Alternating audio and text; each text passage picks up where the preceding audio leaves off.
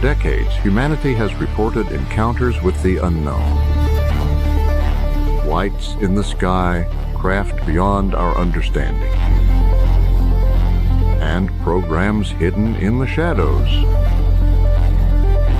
Now, the truth may finally be emerging. This is the Uncovering Anomalies podcast. All right, we got that beat going. Welcome, everybody, to the Uncovering Anomalies podcast.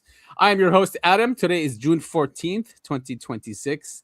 I'm here in the Pacific west of the United States. And today, Topher is not with us today. He is traveling. So hopefully he'll be here next week. Today, we got Nick and Syd from BitcoinLive. It's been a while, guys. We are back. Good to have you. Yeah, after a very long time. I think it's been too long. Yeah. Yes. Yeah. It's definitely. It's been more than a month, I think. Yeah, but definitely more than a month. Yeah. You know, it's summer. It's hard to get schedules set with everyone. Exactly. So it is understandable. We all have plans and all that stuff. But it's great you guys are on the show. We have a new third tranche of the UFO disclosure files from the White House. There's some good stuff in there. Again, we're still waiting for what we would call disclosure, which is, that we not just that aliens and biologics are real, but that we've captured these craft and reverse engineered them. That will be disclosure. That's what we're waiting for. That's the only disclosure. Everything else is just like exactly. Yeah. What we will say is just like giving people something to hang on, but that's not disclosure. Right, exactly, and we can just see there's a war going on within the government. There are factions that do not want to release this, and there are factions that want to release this. There are also factions that want to control the narrative, which we will see. And of course, why wouldn't you want to control this narrative? It is very powerful, and you could use it to your own ends and your own means. Yeah, and also people think and live in narratives, right? I mean. Yes. You always have an interpretation of events. If you and me and Syd see something happening, we will all have a different story about what happened, right? So those are narratives. True. Doesn't make them true. Exactly, and so they're trying to create what the objective narrative is of this entire thing. But if it is real and it really is extraterrestrials and from different planets or different galaxies, that means the possibilities are infinite. So there really isn't one narrative, right? Or a couple narratives. It's probably super weird, super interesting. And that's why each, throughout the decades, it's all different crafts, different beings, different messages. Or some people would say it's the same phenomenon and then just reacting to different people observing it, and because those are different minds, different perspectives, like you said, then it's a different story and a different narrative. Could be that as well. Could be all. But there is a high chances that they are trying to do Project Blue Beam right now. Yeah, this is all just a sham to confuse people, and eventually we will be their slaves again. We are already, but we will be officially their slaves. Right now, we are unofficial slaves.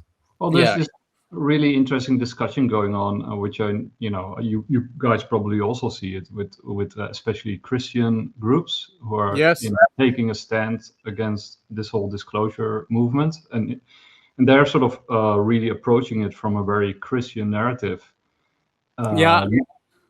Which is very interesting. I find it very fascinating, and they're agitating against the movie Disclosure Day by Steven Spielberg and saying that he's rewriting the Gospels or the message of God. Yeah, and when I remember when the first tranche came out, all these pastors came out. We did cover on the show. We showed all their clips, and they were approached by the White House and by the administration, and there was a plan, but it was scrapped. But the plan was basically to come out and say that God is not real, that aliens created us, and that they're here, basically, kind of thing. But that was scrapped. And all those ministers were kind of scared of that. They were trying to get they were told to get their quote unquote flock ready for disclosure about these beings. Yeah, and they've had all these discussions about it. And that is part of, I would say, half of the problem with disclosure is religion, right? It's always been that. It's always been because the elite have always used religion to control humanity. Yeah, right? Project Bluebeam. I mean, when Syd and me did Project Bluebeam, we did like 3 episodes. Yeah. One of the most fascinating aspects of Project Bluebeam that I wasn't aware of was actually the idea of a one world religion, right? Yeah. Creating a new religion. And, and we talked about that back then, and that is, becoming a real thing. So actually, my next article, I was writing Disclosure, which I'm still gonna finish. And then I got distracted by conversations with 2 friends of mine, who basically told me, "Hey Nick, there's nothing to worry about. Don't worry, it's all fine." And then I wrote my last piece, up at night, which is a really cool piece, actually. Yes, it is. It's an excellent piece. I really enjoyed it. But now I'm thinking actually my new article will push disclosure out even further, just like in reality, and it will focus on religion and disclosure, which will be fun.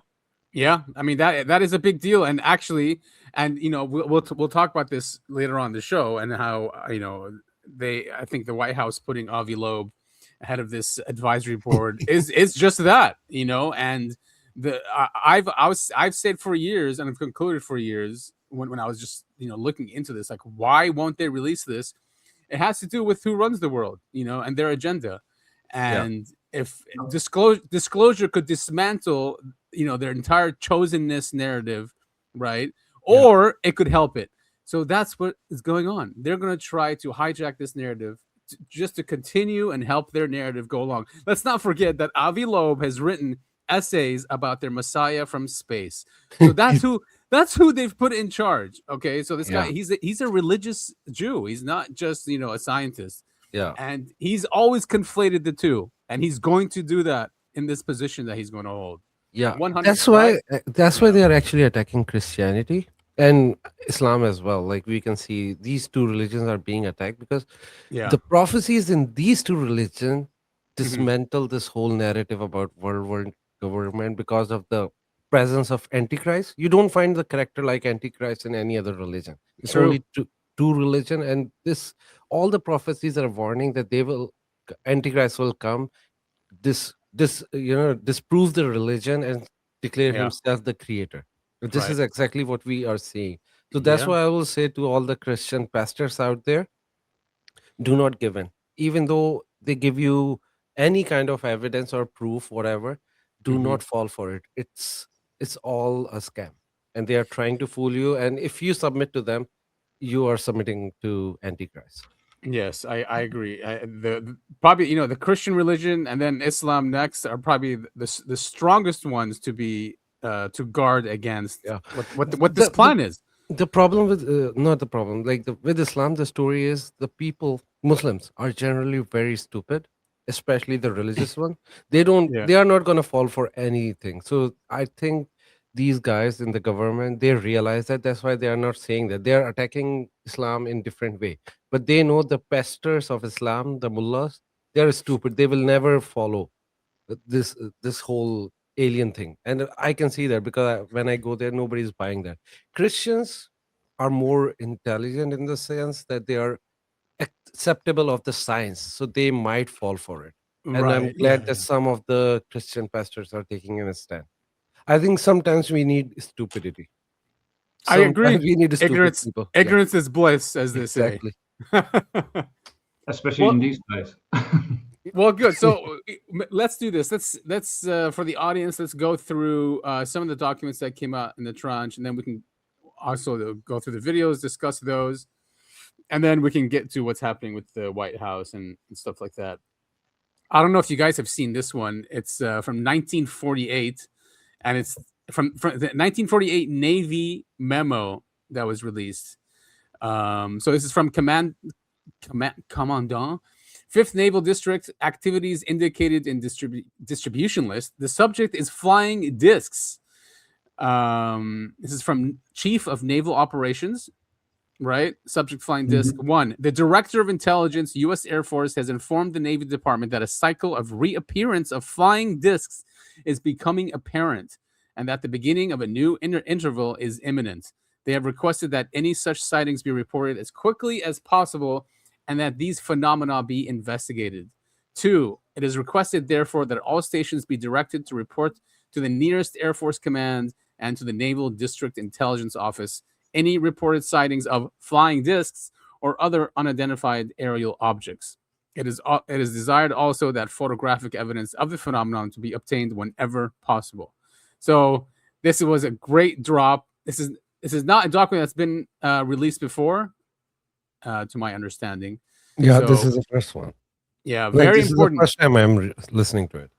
Yeah, 1948. So it just shows that this was a very important subject. Just 1 year after Roswell, Mexico, by the way.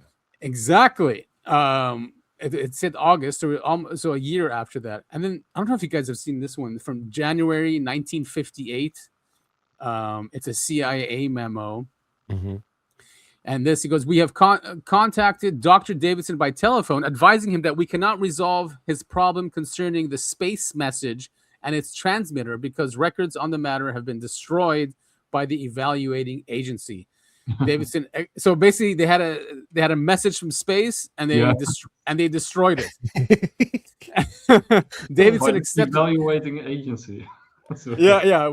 Like we don't know who they're talking about. Exactly. So why would they now? If it is national security and you are receiving a message from a higher intelligence, I would understand why they would want to destroy it if they think it's malevolent activity or trickery or something like that, right? It's like when both cases you need to save it, right? If they're malevolent, that's fine, that's a good message. If they are malevolent, then you need to actually prepare yourself. Save it. Yeah. No, prepare for what they are trying to do. Like, it's stupid. It is. By the way, they didn't. Nobody's believing that they destroyed it. They still have it. Of course, yeah, I agree with you. There's no way. They definitely lied to this person. Reference telephone conversation disclosed that there is nothing in the record to show that Davidson knew he was dealing with the agency in his contacts. But yeah, and this was from 1958. It just shows how long our government has been active in this and how seriously they've taken it. And it is most likely the foundation of this entire empire. And why wouldn't it be? Right? It's and I think also with the destruction of the message, right? I mean, I am of the opinion that if you have like one NHI, you probably have multiples, like a plural of different. Yes. So maybe we are run by one NHI, and they got a message from the opposing team, and they destroyed it, right? Because it's not, doesn't fit their narrative. Yeah. Yeah. So but also they're trying to promote one narrative that there are 4 species, which is weird on Fox News to see that they are trying to say that there are 4 distinguished species out there. I used to believe that before it was popularized by the government. Now I'm skeptical of that. we're the same, man. I'm like getting bored of disclosure because like everyone is talking about it. I'm like, and I should be actually happy that we're here, right? Because we're trying to push for it. But it just feels more chaotic than ever. The benefit of it's the same with crypto and Bitcoin. When you're when you're the first, you can sort of build your own narrative, right? You don't have any other people sort of yelling in your ear while you're doing it. But once it sort of gets mass adoption, then suddenly you have to compete with other narratives out there and people with better platforms and louder voices. And that's the same with UFOs, right? We used to be fringe. And it was just a few channels here and there, and now everybody's talking about it. Absolutely, everyone, right? And that's a good point. And then there's great shows out there, highly produced, well-written shows, right, talking about the subject.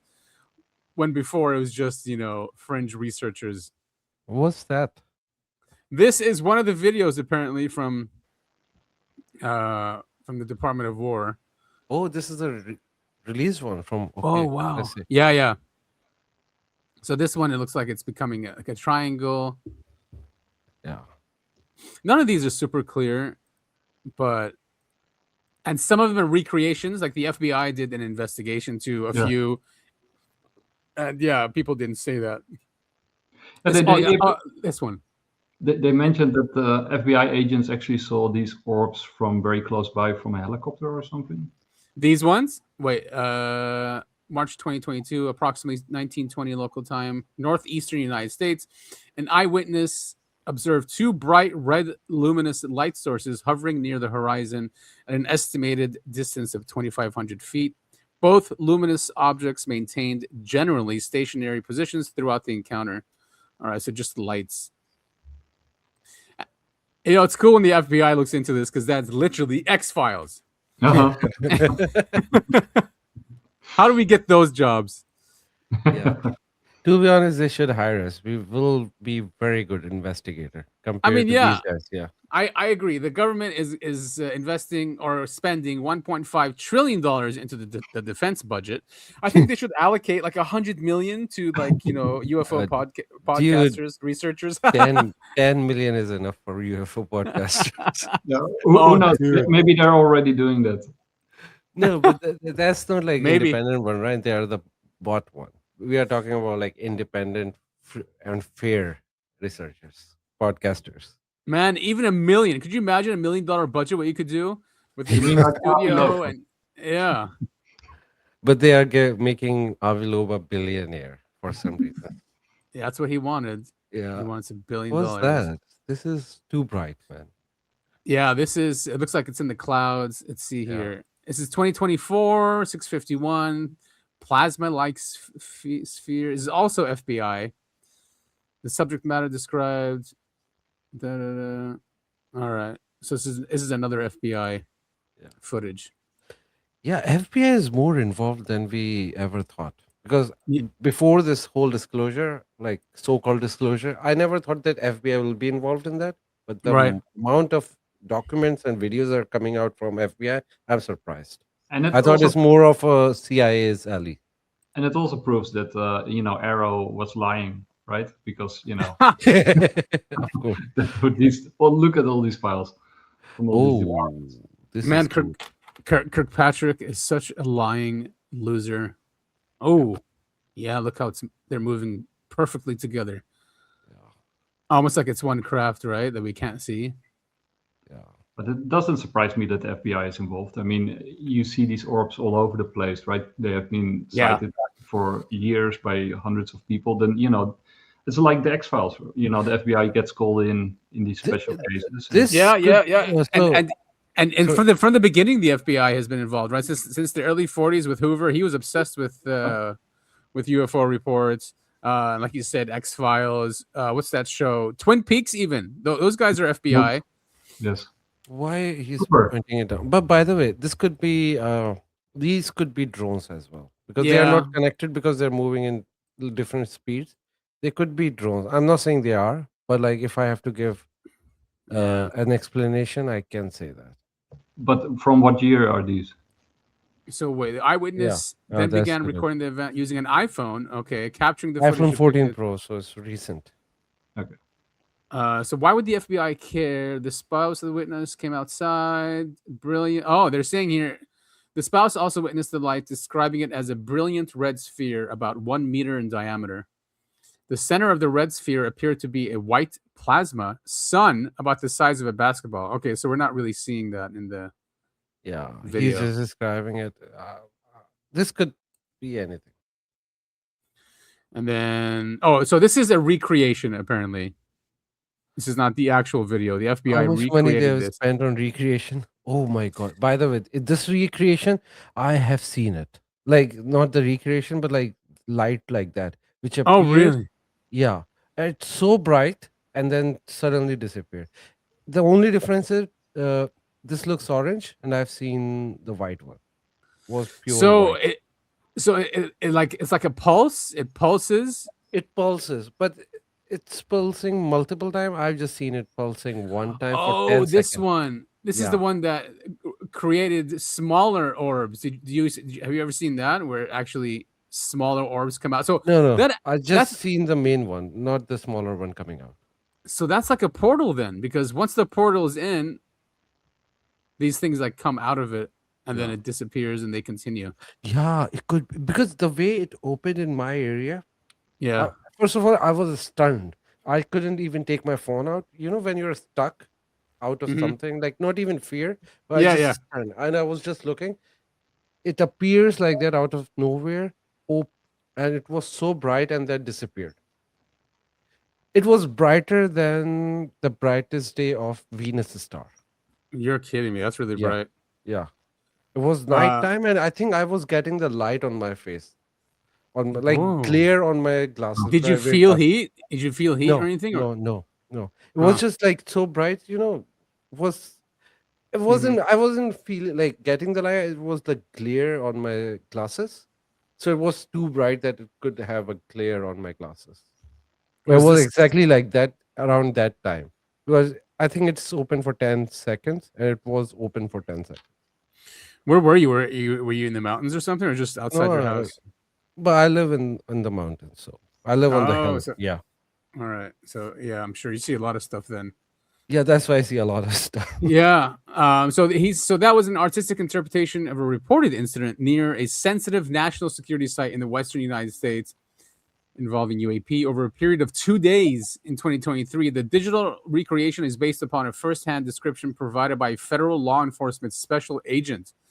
The FBI prepared this digital recreation at the request. So really cool. Very cool. So these are all the witnesses are federal agents, which is probably why the FBI is taking it seriously. Is this the same thing? Yep. Artistic interpretation of another incident. Look at these orbs moving. Or it could be one better information than that. So for people who are who are new to this, it's cool that the government's doing this because it's showing how serious they take it, and they've been lying this entire time. Yeah, well, let's hear it. Also the NASA stuff. From the astronauts. It's 1 hour long. We can't hear listen to it. I thought it was like a clip, but it's a long one. Yeah, it's an hour and a half. Yeah. There was one about a base. Wait, is this it? Makes an offhanded comment. Could be an alien star base. Okay, 32 minutes 41. Thank you, John Greenwald. Oh my god, that's from NASA. There's no gravity on the backside. Nation goes up to plus or minus 11.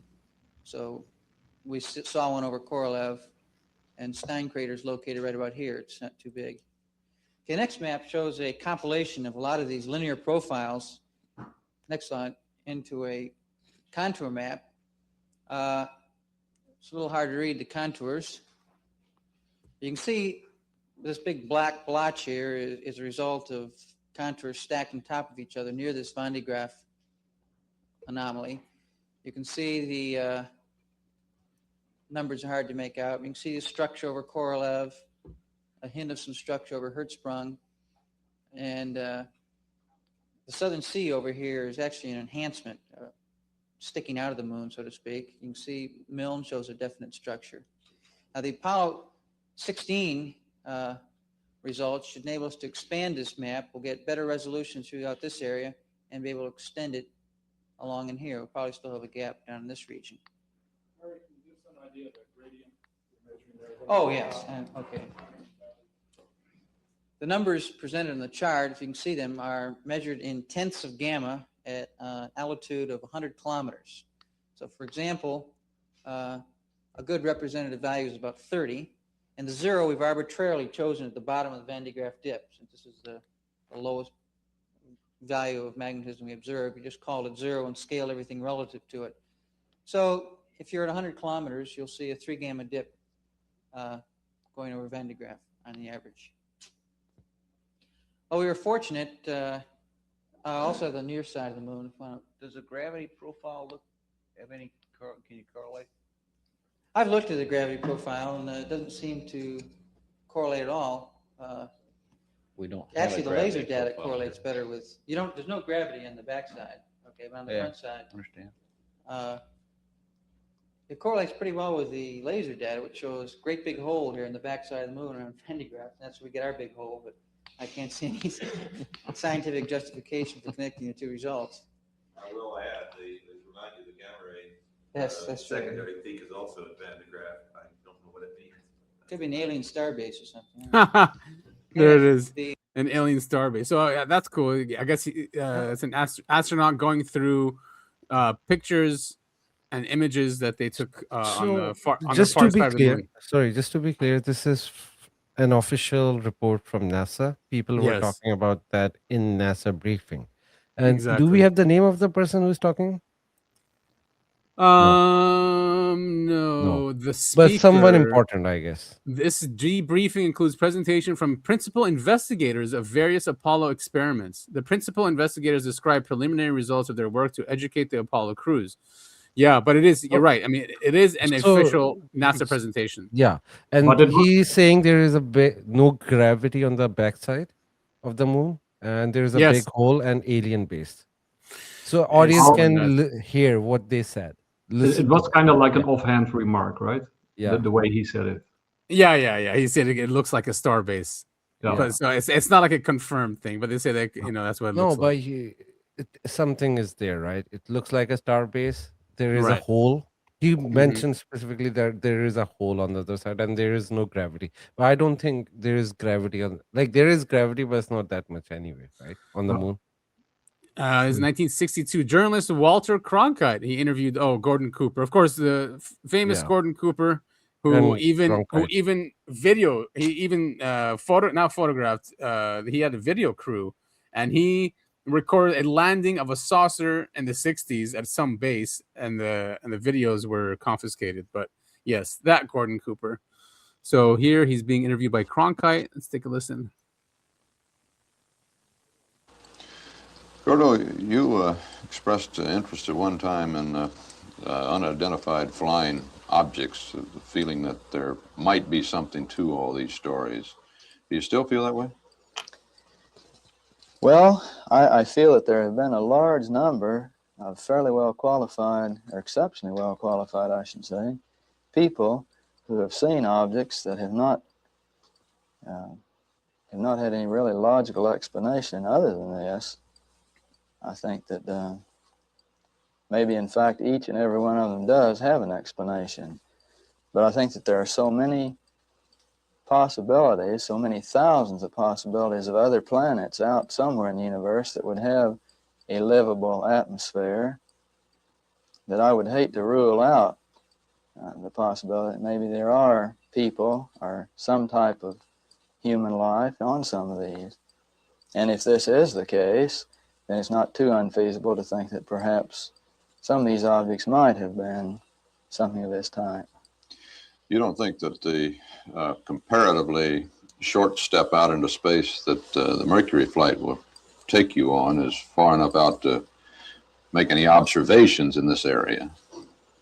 No, I think we're still at a fairly low order of getting out into space when you speak of space and being millions of miles involved. And we're only getting out 100 miles or so. What about the so-called Glenn effect, Gordo? The snowflakes, the fireflies. Now both Schirra and Carpenter seem to feel that it's frost of some nature off of the capsule, but apparently Glenn still sort of casts doubt on that theory. Oh, it doesn't continue? Too bad. He called him Gordo instead of Cooper. Funny. All right, so that was mostly everything that was dumped on Friday. Nothing crazy, cool stuff. Of course, Ross Coulthard goes and tells us about videos that are unreleased, which are pretty insane. Yeah, we want to see that. Until that, these are nothing, to be honest. Yeah, they're nothing. If I'm a debunker, I can debunk each and every single 100%. One of them. Yeah, 100%. But I think we talked about it last time. That first of all, I think we all agree that it's to some extent that all this is orchestrated, right? Over the past few years, we have been building up to this moment. Yeah. And I think now that they're sort of starting to release this stuff, you also have to start with baby steps at first before you can make jumps. So these are sort of, I see it like appetizers and teasers for the uninitiated to get, acquainted. There's the word uninitiated. Yeah. I mean, let's not forget who rules this world, right? It's the occult, it's the secret societies, and they're all about initiation, right? And giving knowledge slowly until you reach certain levels. So it does seem like they're using that type of tactic where I could have bought this narrative back in 80s if I was alive there, but in 2026, everybody knows about it. Everyone is ready. I think this is bullshit narrative that we have to initiate. Everyone is initiated. They just need to release it because until now, not a single surprise happened. Nobody said, "Oh my god," no one. No, but I mean, the mainstream news are being like a lot of those anchors are really shocked. You can see them, right? They are anchors. They are pretending to get more ratings. They are not surprised. Yeah, I think you have to not underestimate how inundated we are. You, me, Adam. We've been in the field for so long. I remember, the first time I was shocked when I saw stuff on third phase of the moon, or what was the other guy? You got a couple of those channels that people could send their stuff to them, and of course there was a lot of bullshit there, but there there was some genuine stuff, and it was like, oh my god, is it real? Right. I can still remember those days, and some people are still there, right? They sort of. I'm not talking about that. I'm talking about like if they're releasing videos, what's the point of releasing these blurry videos? Nobody's getting initiated with that. Just release an actual video which will shock someone, which is like we can quantify. Right now, these videos are. I think they might. I'm sure they're scared of shocking, right? At this point, they want to get everyone on the same page, like where we are, right? We've been doing this for years. We're interested in the subject for years, obsessed with it, philosophizing about it, trying to integrate it into our lives and into our world politics and stuff like that. But a lot of people just ignore this subject or might just think it's demonic.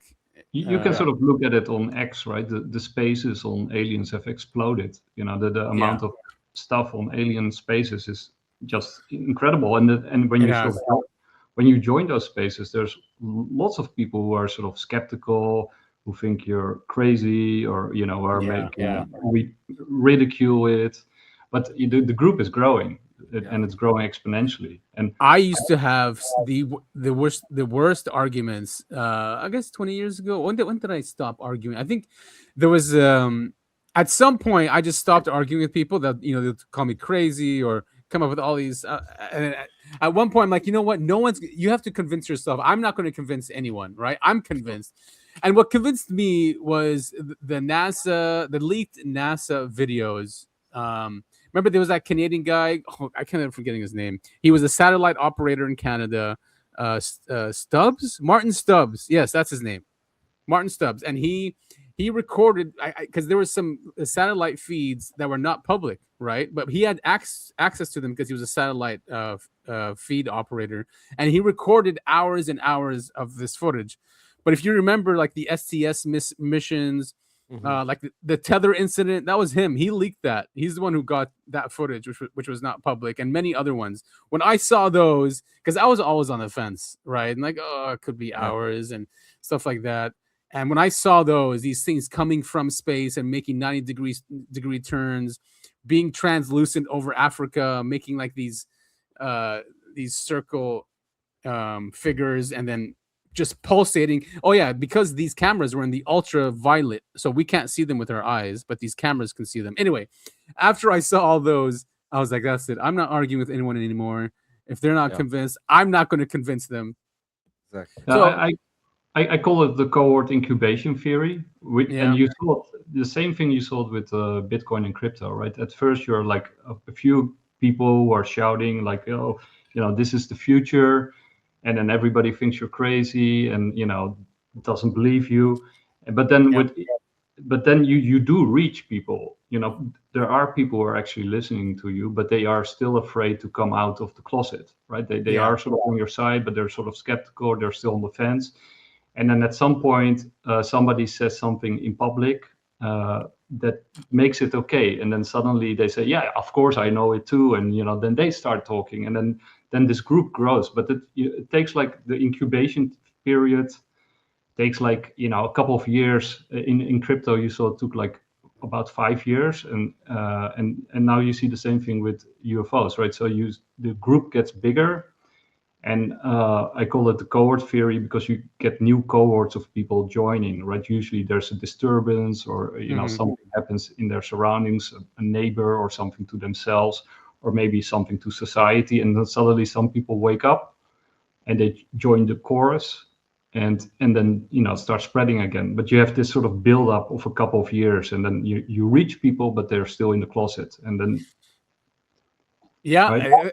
It's almost like they don't feel safe to come out yet, right? It's like Neil deGrasse Tyson. All of a sudden, right? He comes out and he's all for this, and he writes a book about it when he was debunking it before. But now, because the White House and the government is doing all this this effort and push, now it's safe for him to come out and take it seriously. Not only coming out, but he's trying to say that who should contact, like which scientists. I will say F you. You are not allowed in this space.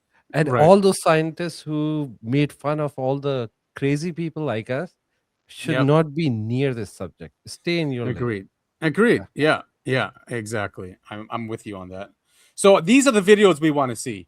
So Ross Coulthard has a contact, and he says, he's describing videos. A video of a black disc 3 times the size of an oil platform that was captured speeding underwater near a platform in the Gulf of Mexico.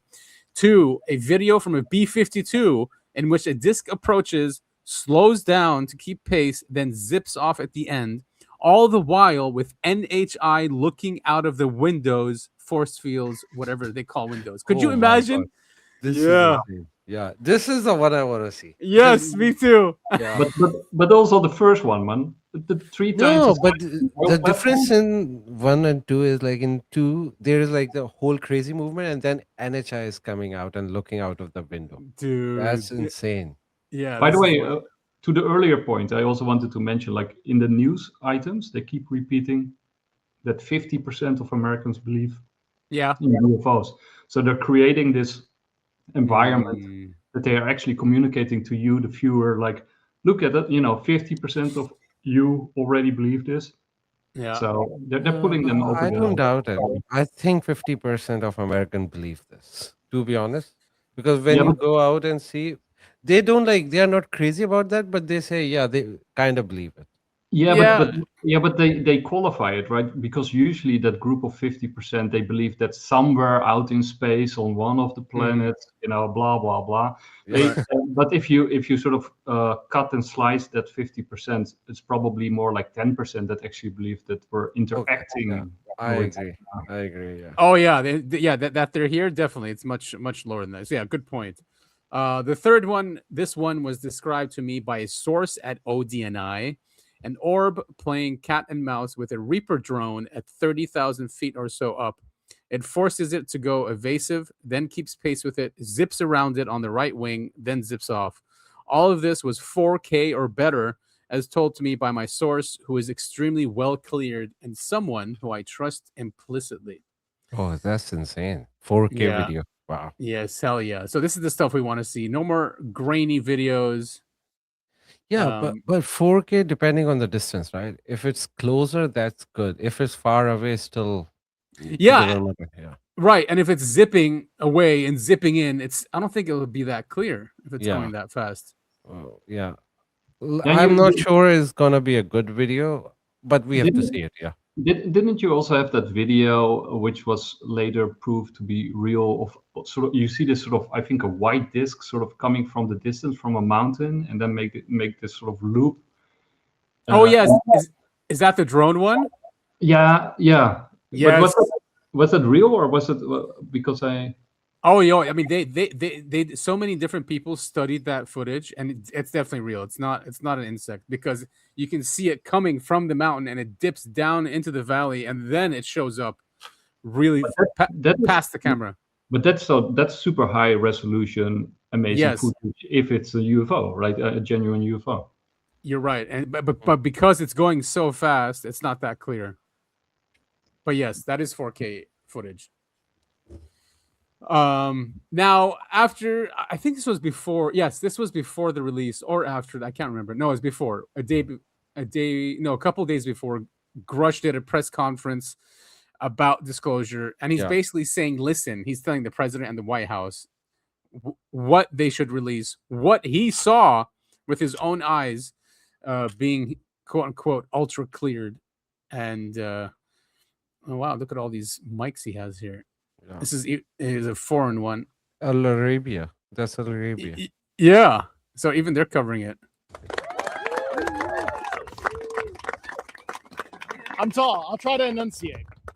Good afternoon. I'm here today because my leadership on the disclosure issue is part of my continued service to the nation. I took an oath as an Air Force officer swearing allegiance to the principles and the framework of the U.S. Constitution. I took that oath seriously then, and I take that oath seriously now.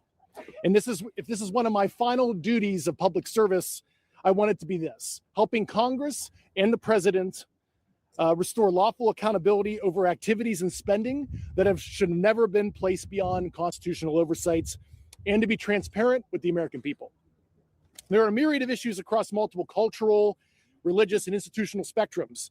The topics here that we're discussing today go beyond life in the universe. There are serious homeland security and airspace safety issues. There are relevant counterintelligence and technology protection issues that must be taken in consideration. For decades, unknown objects have freely operated in restricted airspace in large metropolitan areas and critical infrastructure, and the agencies responsible for securing the homeland cannot adequately defend against it. This is a serious national security issue. In my official duties, I was exposed to human and signals intelligence information concerning foreign adversary, UAP crash retrieval, exploitation and study efforts, adversary views on U.S. legacy program reverse engineering efforts, and U.S.-held audiovisual information related to crash retrieval matters, such as the recovered vehicles and the associated biological material. One must always be concerned about adversarial disinformation when you're getting foreign intelligence, but I was able to cross-verify this information internally to back up the foreign government assertions. Many of the president's team has been kept in the dark by high ego, politically appointed actors, both because of incompetence and malicious intent has subverted the president's order on this issue. Furthermore, some of this foreign intelligence has not been provided to Congress despite lawful requests to the Defense Intelligence Agency last summer, and also having formally been published across the IC and analyzed by such analytical centers such as NASIC. These records belong under congressional oversight, and I believe DIA should stop obstructing Chairwoman Luna's task force and provide those documents to Congress and enter it through mandatory declassification review so the American public can see some of the foreign intelligence I had access to. Secrecy around this issue did not appear overnight. Subsequent executive orders, Secretary of Defense memorandums, departmented security, basically nullified Congress's role with the judicial branch with oversight of this issue. Remember, classification exists to protect the nation. Executive Order 13526 discusses what can and cannot be classified. Embarrassment, hiding funds, criminal activity, and the basic information about scientific information in the universe is unlawful for it to be classified. And this is why whistleblower protections matter. Through my federal litigation ongoing with the Department of War, I learned that the Air Force worked with an external agency to seek an investigation of me for alleged unauthorized disclosures punishable under the Espionage Act after I testified in front of Congress in 2023, discussing the results of my congressionally directed investigation in the support of the first Trump administration. This should concern every member of Congress, regardless of party. To this day, I'm still fighting years of record withholding, administrative obstruction, and a prolonged effort to get a medical military retirement that I still am not in a retired status. This is also a real fraud, waste, and abuse issue. President Vance's task force is sharply focused on the issue of misuse of funds. The same accountability problem applies here. And during my investigation, I found slush funds to the tune of billions of dollars per annum for these activities. We cannot have one standard for the American people and another standard for the deep state that hide behind the veil of secrecy. President Trump has the authority to create an enduring legacy of government transparency, accountability consistent with national security protections. Disclosure should not depend on leaks. It should not depend on the public taking my word for it or anyone else's. Yep. American people deserve more than vague denials and selective releases of prior administrations, to include through troubled organizations such as ARROW. I applaud the president's efforts and has promised to show true American leadership on this issue of massive worldwide interest, over 1 billion views on the File Drop website. So the time has come to stop asking the public to trust secret conclusions. Instead, provide an honest accounting of what it knows, what it's done, and what has been withheld. God bless America. Yeah. I mean, see, yes, that's what disclosure is. And I'm glad that he's still pushing this and keeping that message, what he saw, what documents to look for. So he's saying there was the DIA blocked Congress access to foreign intelligence, right, that had views on our UFO legacy program, reverse engineering and biologics, and saying that foreign adversary also has downed craft and has a reverse engineering program. Can we guess that foreign agency?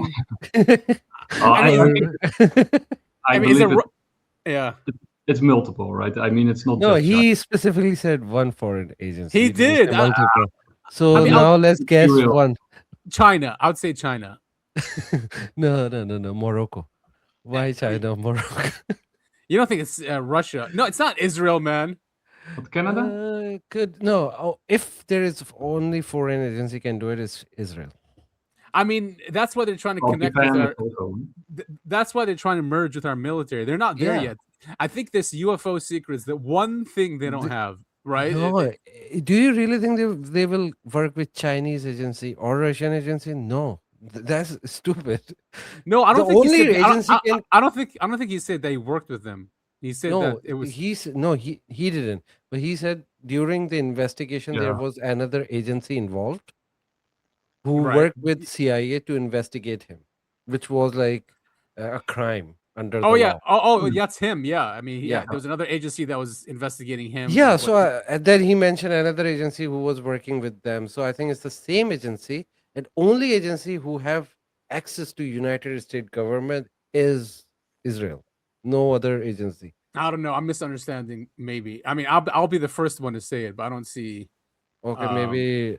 Yeah. Okay, but like, let's analyze. Like China. Do you really think U.S. government will work with China on this? I don't issue? think he said working with. He said that they got. He saw foreign intelligence. I think what Syd is trying to say is there was a government department that pulled it. Even though there was no reason to pull it because it was a foreign adversary. So why would you pull it if it's a foreign adversary unless we are working with them? Unless that foreign adversary is an ally. Okay, that makes sense. Yeah, because they've done that's that. Exactly what, sorry, I was trying to make this point. Basically, so they've done that before. So wait, but then they wouldn't use the word adversary, right? Well, no, they are adversary. I mean, yes. Okay, see, that's a good point. Then he wouldn't say adversary if it's Israel, right? I think they will because they recently come out and say that they are spying on president and all those things. And well, that's true. And if you listen to John Kiriakou, he is always saying that CIA always have considered them adversaries. They don't even allow. They don't even allow them in their building. Yeah, but the Pentagon last week also raised the flag, saying that there's more spying by Israel, and they're saying it's a concern. So that will classify them as an adversary, unless you are like a.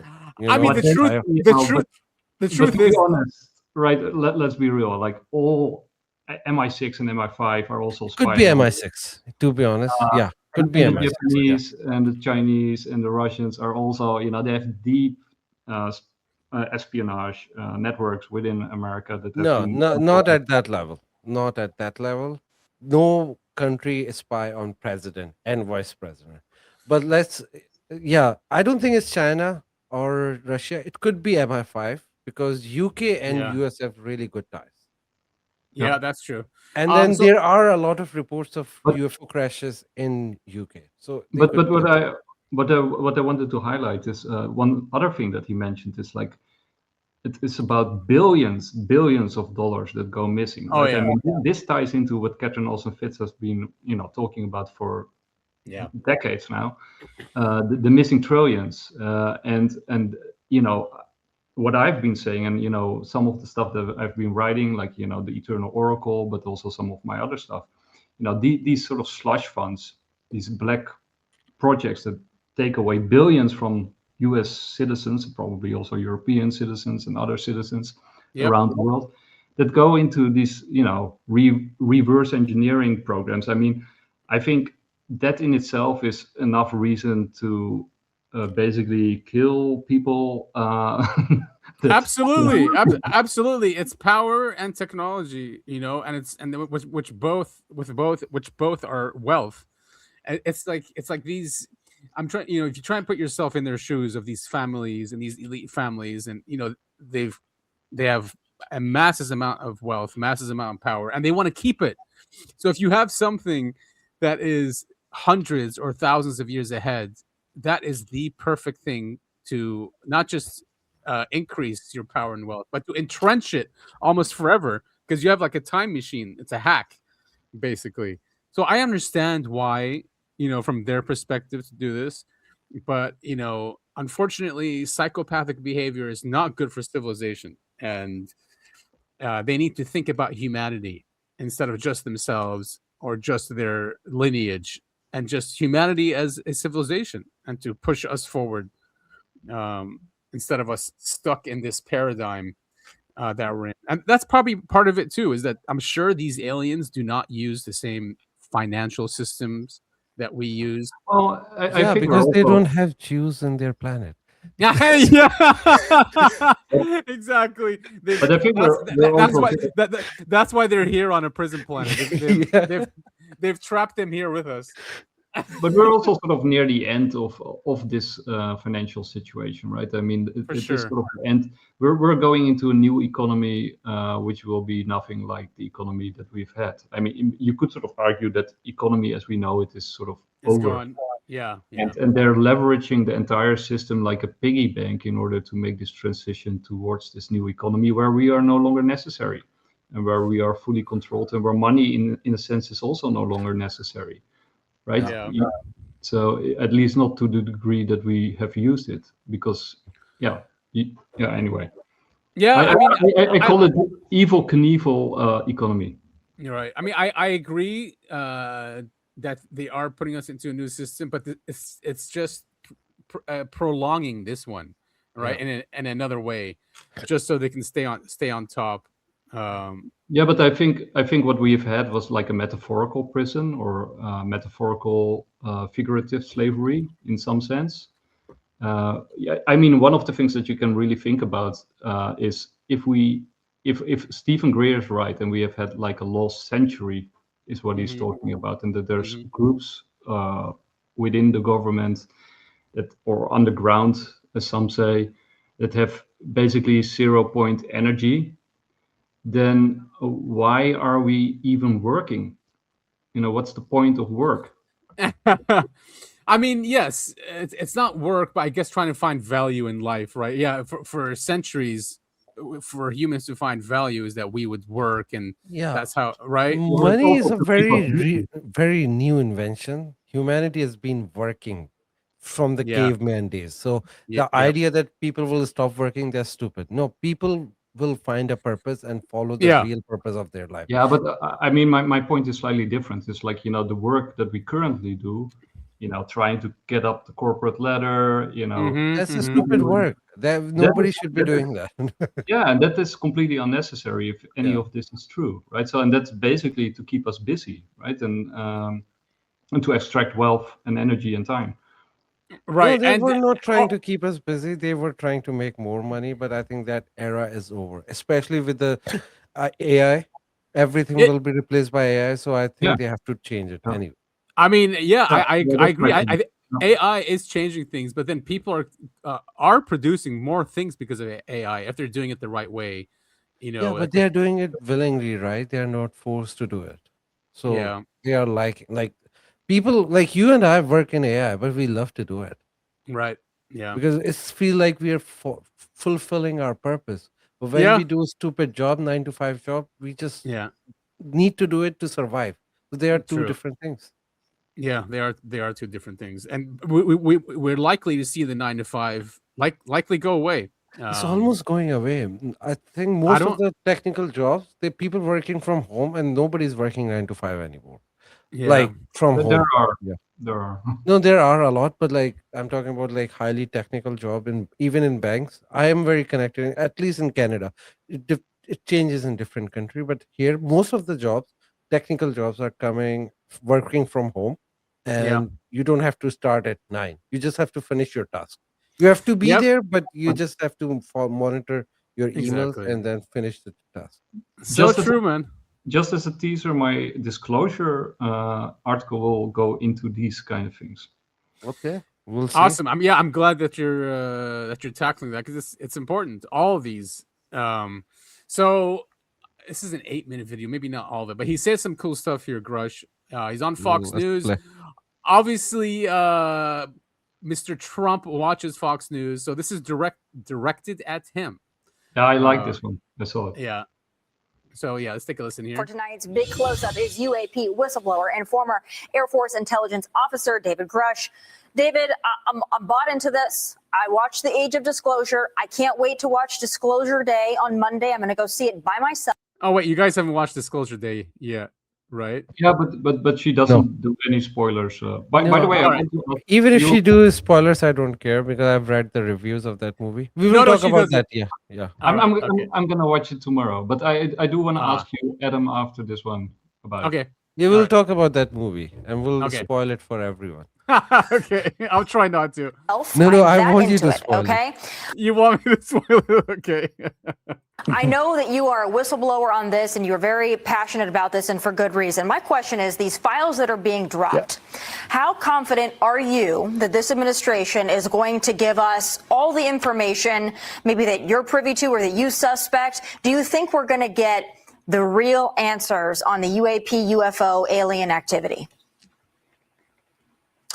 Yeah, thanks, Tommy. I believe the presser we did earlier this week was helping drive that impetus so the administration does release those files. I know Mr. Stephen Miller is very serious about getting to the bottom of this for the president, and certainly the president was briefed on a lot of these matters his first term as well. So certainly seeing good signs. Very interesting files that were released the other day through the third drop. But it's really up to the administration and the cabinet to release a lot of the information I was exposed to. You know, they have the keys to the car, so to speak. You know, David, Lisa Booth here. A lot of times these sightings end up having ordinary explanations. Tell us about some that you've seen that defy the ordinary. Yeah, certainly some of them are ordinary, and some of them end up being, you know, foreign programs and our own blue programs. Seen a lot of different interesting anomalous videos where we had, you know, orbs cooler than background temperature moving at 400 knots, you know, things like that. Certainly, like I said in my presser on Tuesday, I did get access to crash retrieval photos and everything, so I've seen the recovered vehicles and everything. So I would say that's probably the most stupendous thing, earth-shattering thing that, you know, changed my worldview when I got access to some of that years ago. And I do hope the administration, and I think they will, release that information. So he said he saw with his own eyes classified images of crash retrievals and biologics. I mean, he said that before, but something has given him more confidence to be more open about this. And people are saying in the background that Stephen Miller from the White House told him, you know, whatever you want to say, go ahead. The president declassifies it, basically. Yeah. I think it was what was the other one? You got Burlison. I think Burlison. Yes, Burlison was also talking about that Trump is going to give a directive that sort of releases people from their NDAs, right? Oh yeah. So okay, I think they know that it's coming, because why would Grusch risk this if, you know, what he has said about, you know, him being harassed and molested in different, which we know at least to a point is true, right? I mean, he has been harassed. Yes, he has. So why would he be so brazen and stand there and talk about all this stuff if he wasn't sure about, you know, having backup? Absolutely, and I'm happy it's Grusch that's leading this, right? Nothing against Elizondo or anything, but I think Grusch was a much higher level. he seems more trustworthy. He hasn't given us any. But Fake Louis is everywhere on all the news stations together with Ross. He's all over the disclosure day as well. Yeah, exactly. All right, let's continue this. In a further drop. David, I gotta just jump in real quick there and give you a chance to talk about these crash site vehicles, because you got the hair on my wrist standing up. Just real quickly, I don't want to filibuster Joey here, but I'm very into this. You got it. Tell me about these crash sites that you've seen personally. Yeah, a lot of them looked like what we saw. Some of the reporting dropped on Friday. There was a 1948 memo from the Chief of Naval Operations that discussed the flying disc pandemic that they were having, and they were enlisting help of the Air Force Intelligence Service. A lot of it was lenticular discs. Some was crescent moon shaped. I call it the flattened sunfish. There's a bunch of different morphologies that the U.S. government has recovered, from eggs to discs to crescent moon, boomerang type vehicles, and I got a small smattering sample of that of ones that have landed or crashed on the surface of the Earth. David, I hate to bring us back down the ground here, but this is another kind of a tangent to this issue that I think that Americans maybe aren't as surprised by. But I want to ask you about recent allegations you've made accusing intel agencies of hiding billions of dollars in secret government spending from Congress. I mean, we know about Air America. CIA has done stuff like that, even Iran-Contra. So we've seen this happen before. It's not, it's not aliens. It's what our government does. But tell us what you know about that. Yeah, certainly. Earlier in my career, I was a counter-threat finance analyst.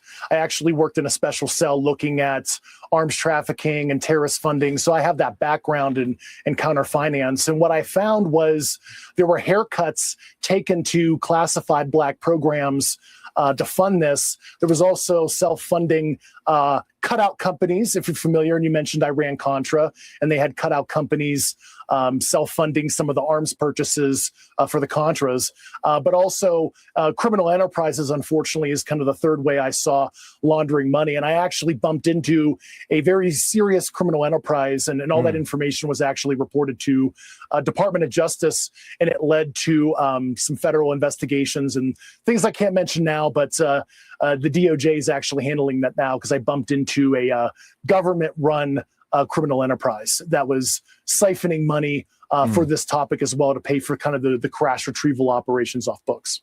That is crazy, because it basically corroborates what Stephen Greer has been saying, right? That this is an international criminal cabal with self-financing operations that do criminal activity to fund these Black projects to keep it away from Congress. And he said he found evidence of that, and that the DOJ is handling it. I don't know if I trust the DOJ handling it, especially like what we saw with the Epstein files, right? Yeah, true. Yeah. But also, one thing he mentioned about crescent moon UFOs. Yeah, I've never seen that. That's a new thing to me.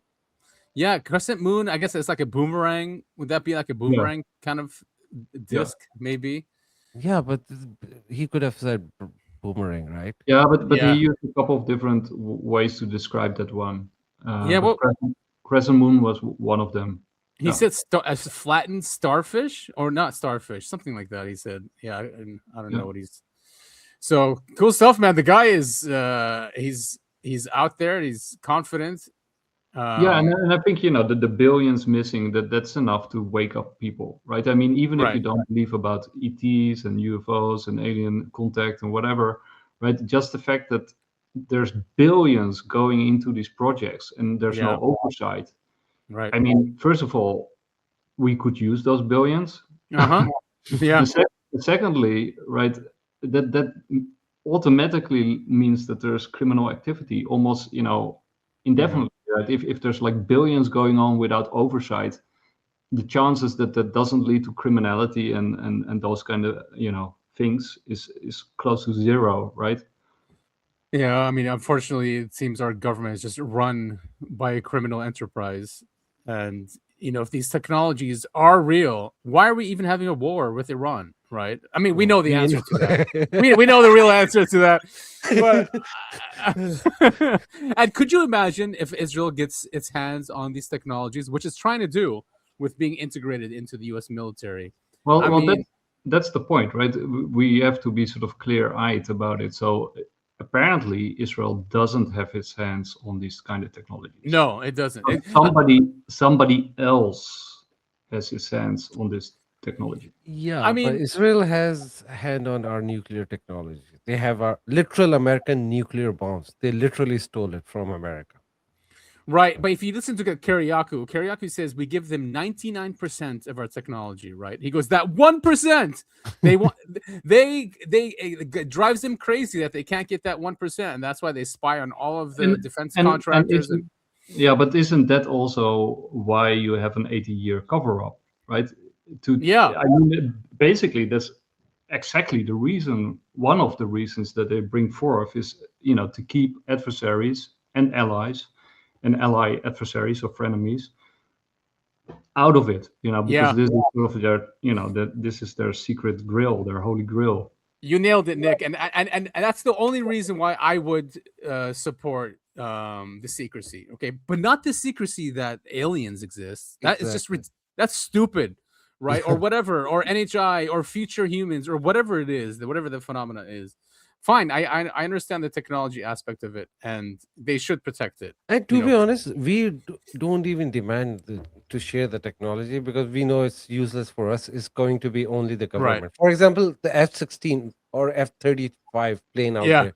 We know the plane exists, but we don't know how it works. That's fine for us, but we need to know if it exists or not. Right. But I think disclosure, for example, I did see some reviews about Disclosure Day. Mm-hmm. I don't really mind, having it spoiled a little bit here and there. But one of the reviews was that basically the story is, as I understood it from the reviews, is that humanity has to grow up, be more empathetic, and then they are, okay to meet our superior alien friends out there. Yeah. Right. So we're basically Neanderthals, and we have to grow up and be. Yeah.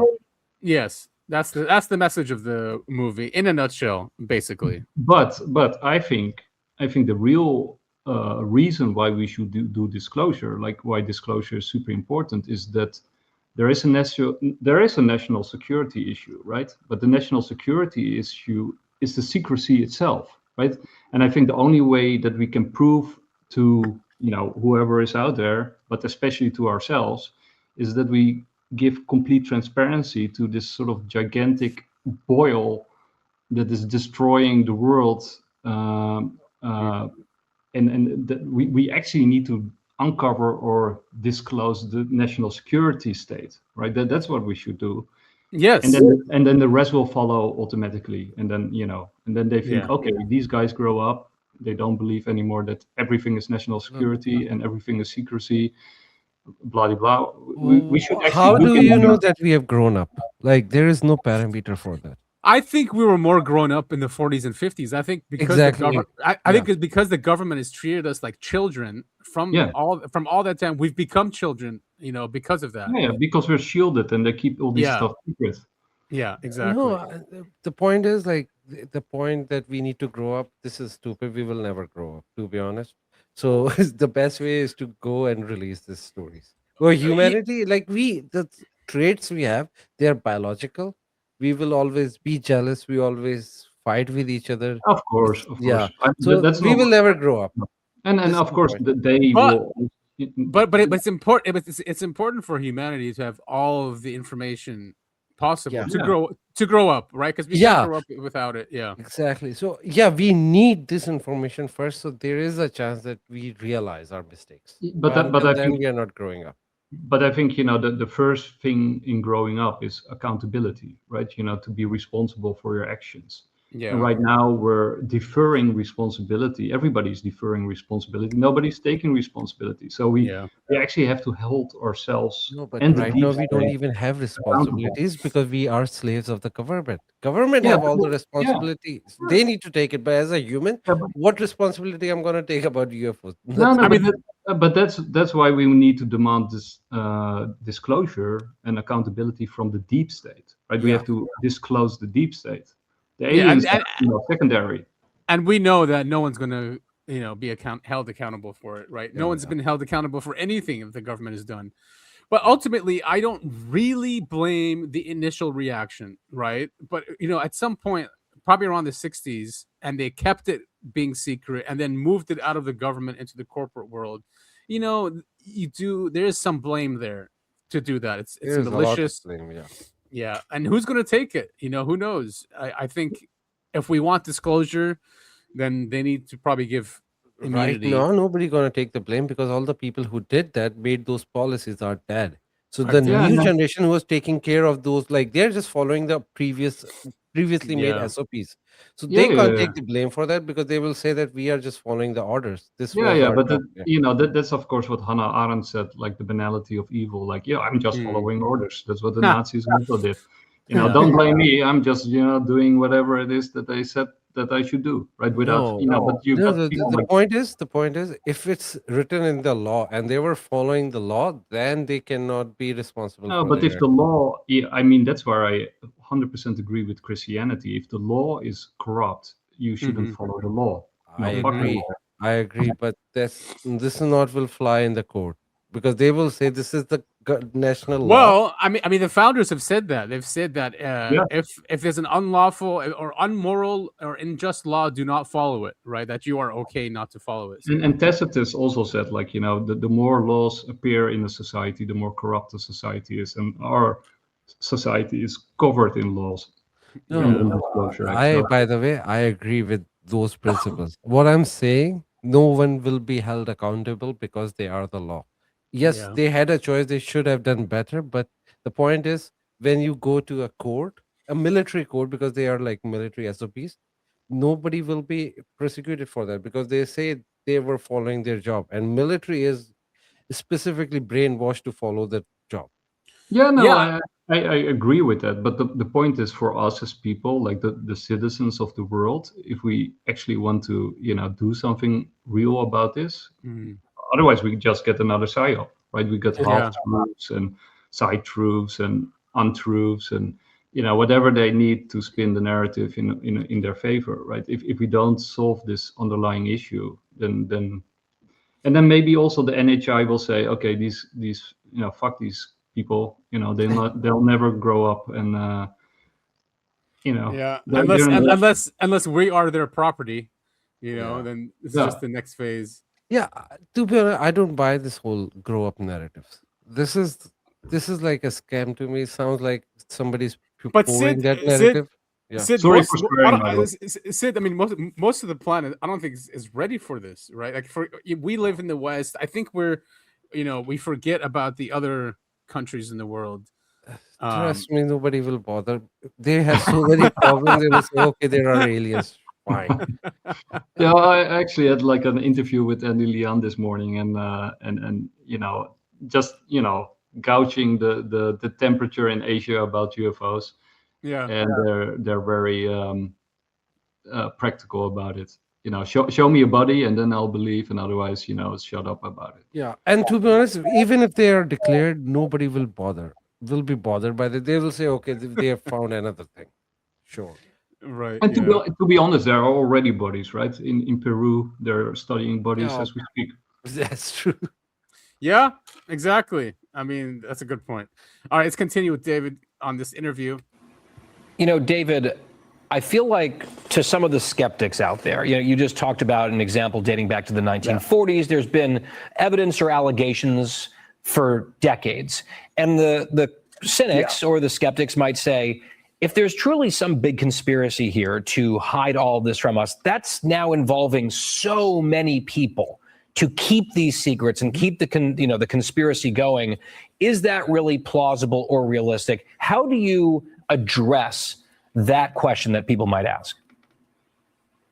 Yeah, at any given time, there's probably several thousand people briefed. And then remember, it's an onion model. So people at the top, you're looking at less than 200 that really know a lot of this information. As somebody who was originally ultra cleared, I was cleared to the entire black budget of the Department of Defense at one point. We do keep a lot of secrets as America, and there are multi-decade, thousands of people briefed to certain sensitive activities we do around the world, and it's never leaked. And conversely, actually, the subject at some level has been leaking since almost its inception, because you had qualified observers seeing this phenomena, and then you did have information about crash retrievals and other things like, historical events that have been documented, like Virginia and Brazil in '96, which the Brazilian defense minister recently in a statement confirmed that event actually happens. And if you watch an episode of American Alchemy with Jesse Michaels, you can actually watch the interview. So the government is very good at keeping secrets, but at the same time, this subject actually has been leaking at some level as well. But we have techniques and procedures to keep the lid on a lot of sensitive things, believe it or not. David, just real quickly, are you fearing for your life at all, or blowback? I know that you've been very outspoken, but after watching a lot of documentaries on this, there are a lot of whistleblowers that speak of the things that you're speaking of. Is there a price that you pay for that? Yeah, there was a severe price. And certainly my wife and I witnessed a lot of things in our personal life to send me a message when I was, at NGA and still an intelligence officer.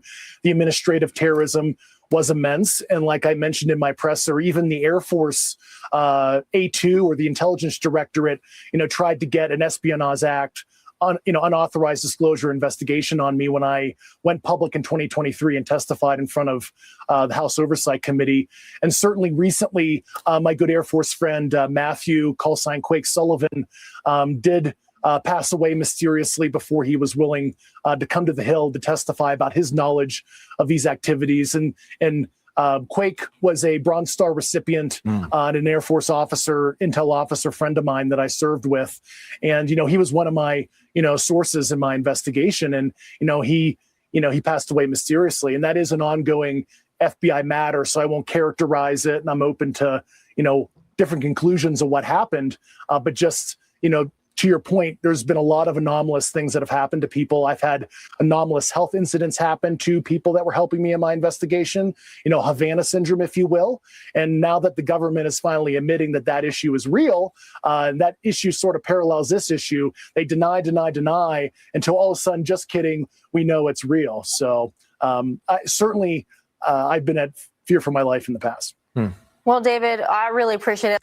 Yeah, and if there was nothing to this, why would he fear for his life, right?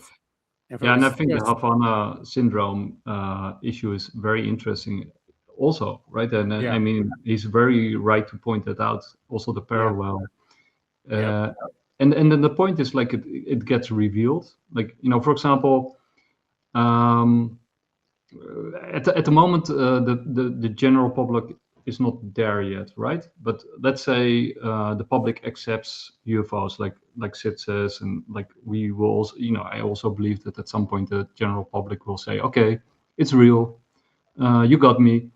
But right. Then they forget that you had like an 80-year cover up.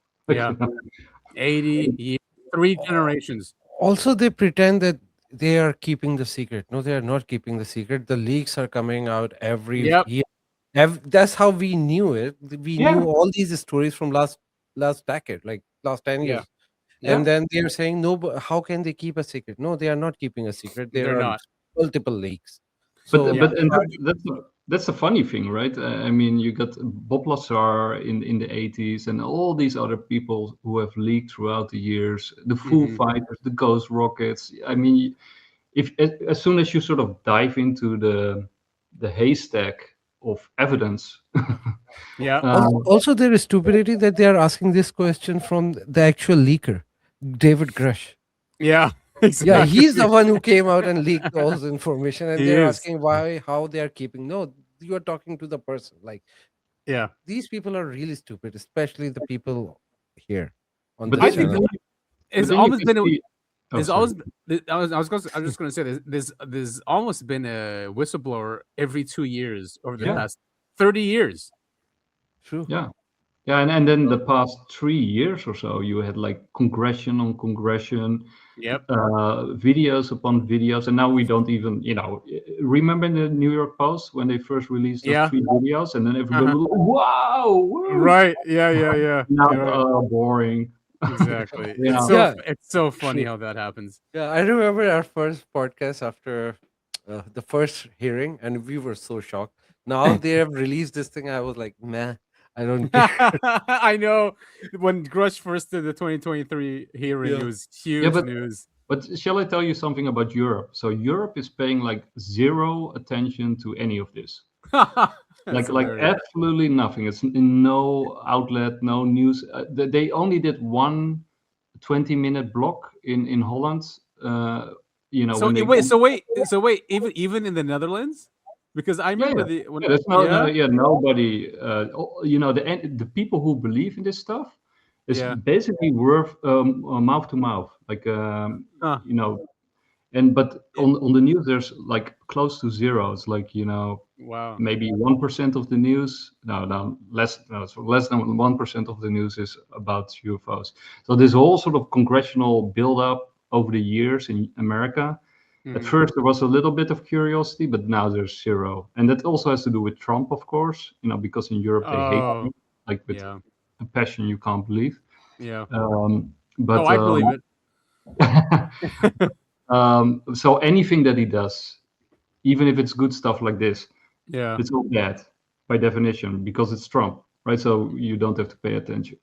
That's unfortunate, you know, because is France going to release anything? I mean, it's Japan announced that they're going to release, right, with the US.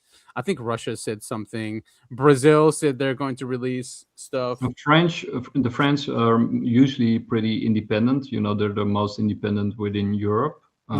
So they also have this more international outlook. So they have a better feel for the change of the tides, and the French have a very long-standing research into the UFO. I mean, look at Jacques Vallée is of course French. Exactly. So I wouldn't be surprised if the French starts releasing and that it will start there, and then the British will probably be last. Australians, they have a lot of files as well. Grusch did mention the Australian UFO report from the 1970s. I will have it linked up, but he said to start from page 7 and read that report from page 7. And they actually the Australian UFO report goes through the entire history and basically says that it's real. You know, that they should have their own independent research separate from the United States, that we shouldn't just take their conclusions, and we should have our own. Yeah, exactly. All right, this clip is what you mentioned, Nick, before. Burlison, he's basically asking for immunity for the whistleblowers. Mr. President, I'm asking you directly, waive the non-disclosure agreements that still bind these patriots. Grant immunity to anyone and everyone who has already come forward and everyone who will come forward. Open the door and let them speak. Because unless people know they will be protected, why would they come forward and step forward otherwise? It is time that we flip the script entirely as well. It has been said by people in positions that know that even presidents have been kept on a need-to-know basis, that Navy pilots, admirals, and generals describe programs to senior officials that commander-in-chiefs were never briefed on. Career bureaucrats who view presidents as temporary help. Here today, gone tomorrow. That is not classification. That's a constitutional crisis. Transparency must be the default in the United States of America, and it should be required for those with knowledge to come forward, not wait for us to ask. There must be real penalties for officials who knowingly withhold information from Congress. Playing dumb is no longer acceptable. Hiding behind classification is no longer acceptable. Mr. President, you know that the agencies lie. You know that firsthand. They have lied to you. They have lied about you. They do not cooperate easily, and they never have. This is the moment. Use the authority that you have, Mr. President. The American people are behind you. And everyone listening today in government, working for a contractor, retired, anywhere in the world, come to Congress. Come to these group of people. We will work with you. This is a worldwide call for action. And what you know, and help us please release every record, every file, and every piece of information. The time is now. Yeah, exactly. Nice, Burlison. He's a great dude. He's a skeptic. He said that he still doesn't believe because he wants to see the crafts and the aliens, and then he'll believe. So it's good we have someone like that, who's after this. But he's, it's a powerful speech. I mean, they all gave very powerful speeches, and yeah, when they, you don't go out there and put your neck on the line like that. I mean, these are politicians, right? They're not stupid, exactly, right? They know they will only do this if they know the wind is changing. Yeah, that's a great point. Yeah, they know that there's momentum there. They're trying to get ahead of it, or they're trying to, be credited for their efforts, which they should. I mean, Burlison, Luna, Burchett, Grusch. And also look at the constellation, right? Because what you said is very interesting, right? So Burlison is sort of a skeptic, at least that's what he says. Yeah. And Burchett is sort of speaking to the Christian community. Yep. And then Luna is like a hot babe. So you get this spectrum of people like, oh, this is a nice group, and you got Democrats and Republicans. So you could almost say that this group of representatives is sort of tailor-made to speak to different kind of demographics in order to get the message. It's like a marketing plan, a PR plan. Yeah, but I don't see many Democrats doing that. It's almost exclusive to Republicans right now. There are a few people who are interested, but they are not advocates. There's Moskowitz. I think he's the only one, right? Moskowitz, AOC. Yeah, but they are not like advocate of that, right? They just come to the hearing and then just left. But these people like Burchett, Annapolona Luna, and all of those guys, they are all Republican. What was the name of the guy who put in the Schumer? Chuck Schumer. Oh yeah, he's Democrat. Yeah, he's Democrat, but he's I don't know what's happened to him. I don't see him anywhere in any news. But to be honest. But this sort of fits really nicely with the factions and this stuff, because you got departments that are fighting each other, and you got also interdepartment fighting, with people coming out. But you also got, of course, the classic Democrats versus Republicans. And then even within the Republicans, you have like the neoconservative Republicans. And Trump, I mean, Rubio is a neocon, and he's apparently pushing this from within because he's National Security Advisor and Department of State. But he was in the age of disclosure. He knows about this subject, and so it's likely he's part of this effort to uncover this. Yeah. So, but this is clearly, I agree with Syd that this is a Republican push in order to, and I think it's sort of like, who gets the lead here will stay in the lead because of the whole economy is changing. You got this new infrastructure. So you could sort of take out the opposition once and for all. And, clearly the Democrats and the Republicans to a large extent don't like each other, except, some do. Yeah. But Adam, I wanted to ask you before we move on, like, what was your opinion of the Disclosure Day? Disclosure Day, the movie. He brought in a lot of cool things. I don't want to do any spoilers, but I'll say this. I would say it was good, but it wasn't great. But then lots of parts of the lore that he brought in were really cool. Like the psionics part, the mind reading.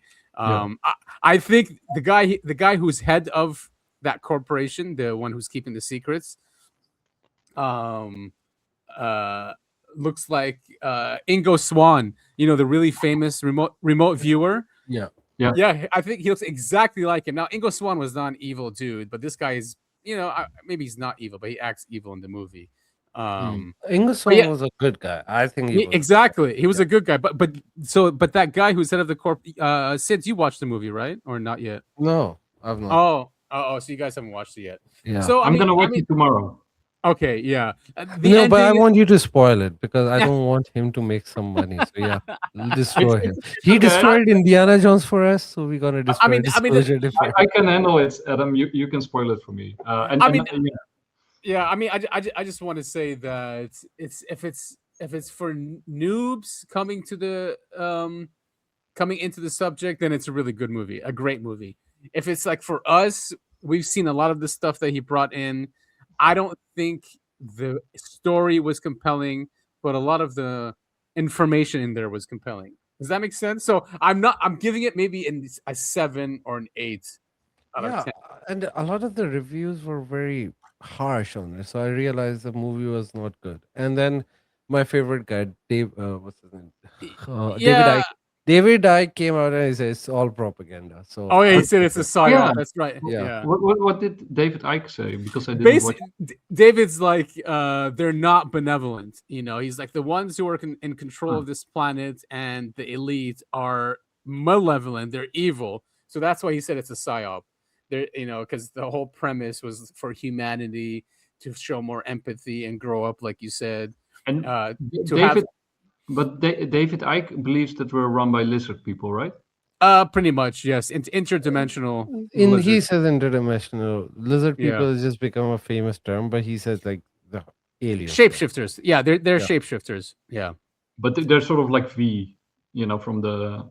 But this is no. This is something. A lot of things are famous for him, but he just says they are interdimensional being, and he says sometime people witness them in a shape of a reptilian. But he's not saying that they are reptilians. He says some witnesses say that they are reptilians. But Syd, you are more familiar with David Icke. Does he believe in different races or not? What do you mean? Different alien races? Or species. Yeah, he does. He does, but they don't have any power here.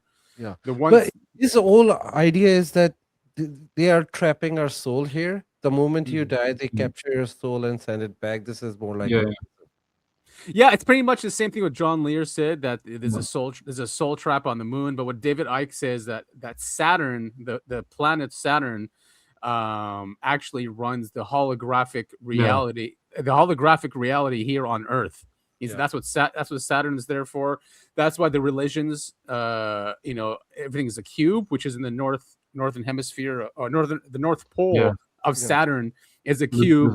So he says Judaism, and then you have the Kaaba in Mecca, and then also the cross can be folded into a cube. When you unfold a cube, it looks like a cross. So he says that. But that our entire reality is a matrix, that we have these interdimensional. If you look into old religions, the villain name is always Saturn, right? Set, like Egypt too, right? Isn't Set, like Saturn is also like even in the Greek mythology, Roman, the father of Zeus was Saturn, and then Zeus defeated him. It's always like Saturn is the evil. It's so weird, man. And even like the Electric Universe said that Saturn was our original sun, and that this new sun came, and then Saturn moved, which goes with the mythology, like you said, the Greek mythology, because Saturn was shackled, right, and imprisoned, and that's what we can see with the rings. That the rings is shackling this entity. And it's also interesting because Saturn is closely related to the idea of time. So time, remote viewing and all these psi powers actually say that time is an illusion, basically an imprisonment of some kind. So time and matter and time. I mean, like Donald Hoffman, his research also shows that our reality might really be like a headset. And time and space might be an illusion that keeps us locked up. I think his research is really close to reality. Hoffman is very interesting.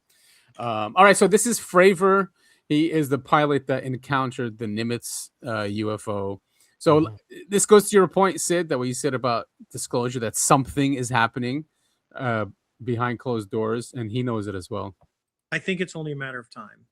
And the reason I say that is there's so much momentum.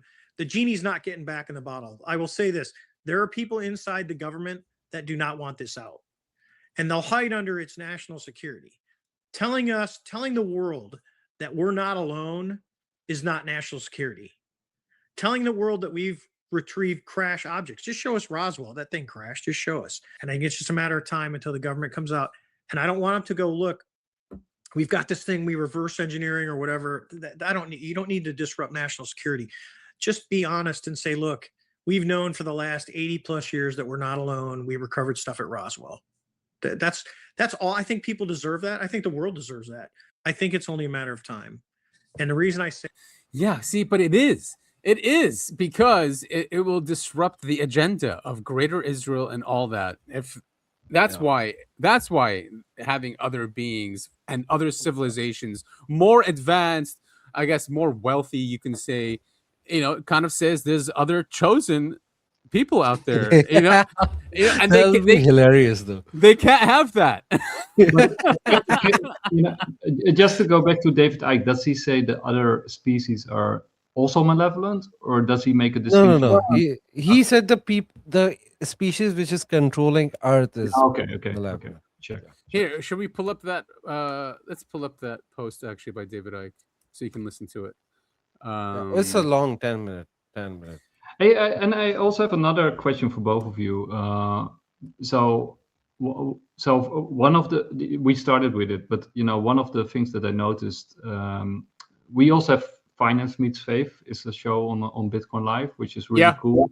Mm-hmm. Which is very much from a Christian perspective, which I respect, even though I don't fully agree with everything. But what I sort of noticed is that the Christian community, especially in America, is very much waking up to what's going on right now, and they're pushing back. And we already saw sort of this whole "are aliens demons" thing going on, which was interesting. But you actually have within the Christian community a large segment which actually doesn't want disclosure at all. Yeah, because they believe that it would sort of open gates to hell, probably. Yep. And so how do you guys look at that? I mean, that's the Collins elite, so-called Collins elite. They're called. They're evangelical Christians. I mean, I think they're misinformed. I think they're either protecting the group that has all the secrets, right? Because they deserve it and no one else deserves it, or they actually believe that if we acknowledge the Antichrist, then the Antichrist will enter this world, right? That's like he will gain power over us. No, but they are already worshiping it. It's called Israel, right? So they are definitely protecting that group, and that's it. Those people, but in general, the big Christianity is like 2 billion people, right? You're talking about 50 million people who are like that, but rest of it is they are open to it. Yeah, I mean, the Catholic Church has been always ahead of this. That's was actually my where I wanted to take it. Right? And Mormons, they believe in aliens. Yes, exactly. They say God. Yeah, they say God is an alien and Jesus is an alien, and that they believe that when you transcend this world and you're good, your heaven, basically God gives you an entire planet to yourself, right? That's heaven. Yeah, that's true. By the way, I read these kind of stories in other religions too. That is actually also what Swedenborg said. Did you want to watch this? It's 10 minutes. Yeah. It's a 10 minutes, so we have to skip it. Okay. All right. And I said beforehand it would be a psyop, and my goodness me, that's what it turned out to be. I said in the last few days of 2025 that 2026 would be the year of the alien. Why? Because I started to see that Steven Spielberg was putting out this movie, Disclosure Day, and it would fit perfectly with what we've been seeing for the last few years now, which is a gradual, if you like, authority acceptance of UFOs, UAPs, and alien life as a possibility. Now, I remember back in the 1990s, when I was traveling around America, that the authority dismissal of the whole idea was constant. Everything from weather balloons to, oh, you're talking about little green men. No, I'm actually not. I'm talking about a non-human force operating ultimately from another dimension that is manipulating and controlling, as indeed created the simulated reality that we think is real. And that dismissal went on, and then suddenly the rhetoric changed. And just within literally weeks of saying that 2026 would be the year of the alien because of the Spielberg film, because they were going to hook it to that for sure, you had the Trump regime and the Pentagon announcing they were going to release more and more footage of what we used to call UFOs and the possible existence of alien life. And so what you can do when you are seeking to manipulate the population with a fake story about alien activity is you can either make them terrified of the aliens coming, or you can go another way and make people sympathetic, empathetic, and accepting of a benevolent non-human force. And what Spielberg has done is go the second way. So what you see in Disclosure Day is a very sympathetic portrayal of non-human activity and a very empathetic kind of portrayal. And indeed, the word empathy comes up in relation to these this non-human race that is, again, portrayed in the film. It's like the aliens have empathy and they're telling humans they don't have empathy and they need to have empathy or the world will go the way it's going. And that is an absolute inversion of the situation. Now, I'm not saying that there's not other life out there. I have no doubt there is, that is benevolent. But the manipulators of human society, human reality, human perception of reality, are not benevolent. They are anything but. They are empathy deleted. So you can see the inversion in the film where the aliens are empathetic as opposed to humans who are not. And so we are seeing the perceptual preparation of people for the acceptance of non-human life. In the film's portrayal, an empathetic, sympathetic portrayal, but in other ways they will use fear as a weapon against humanity too. So the fact that we are having these disclosures, this disclosure footage of, oh, what's this? We can't explain it.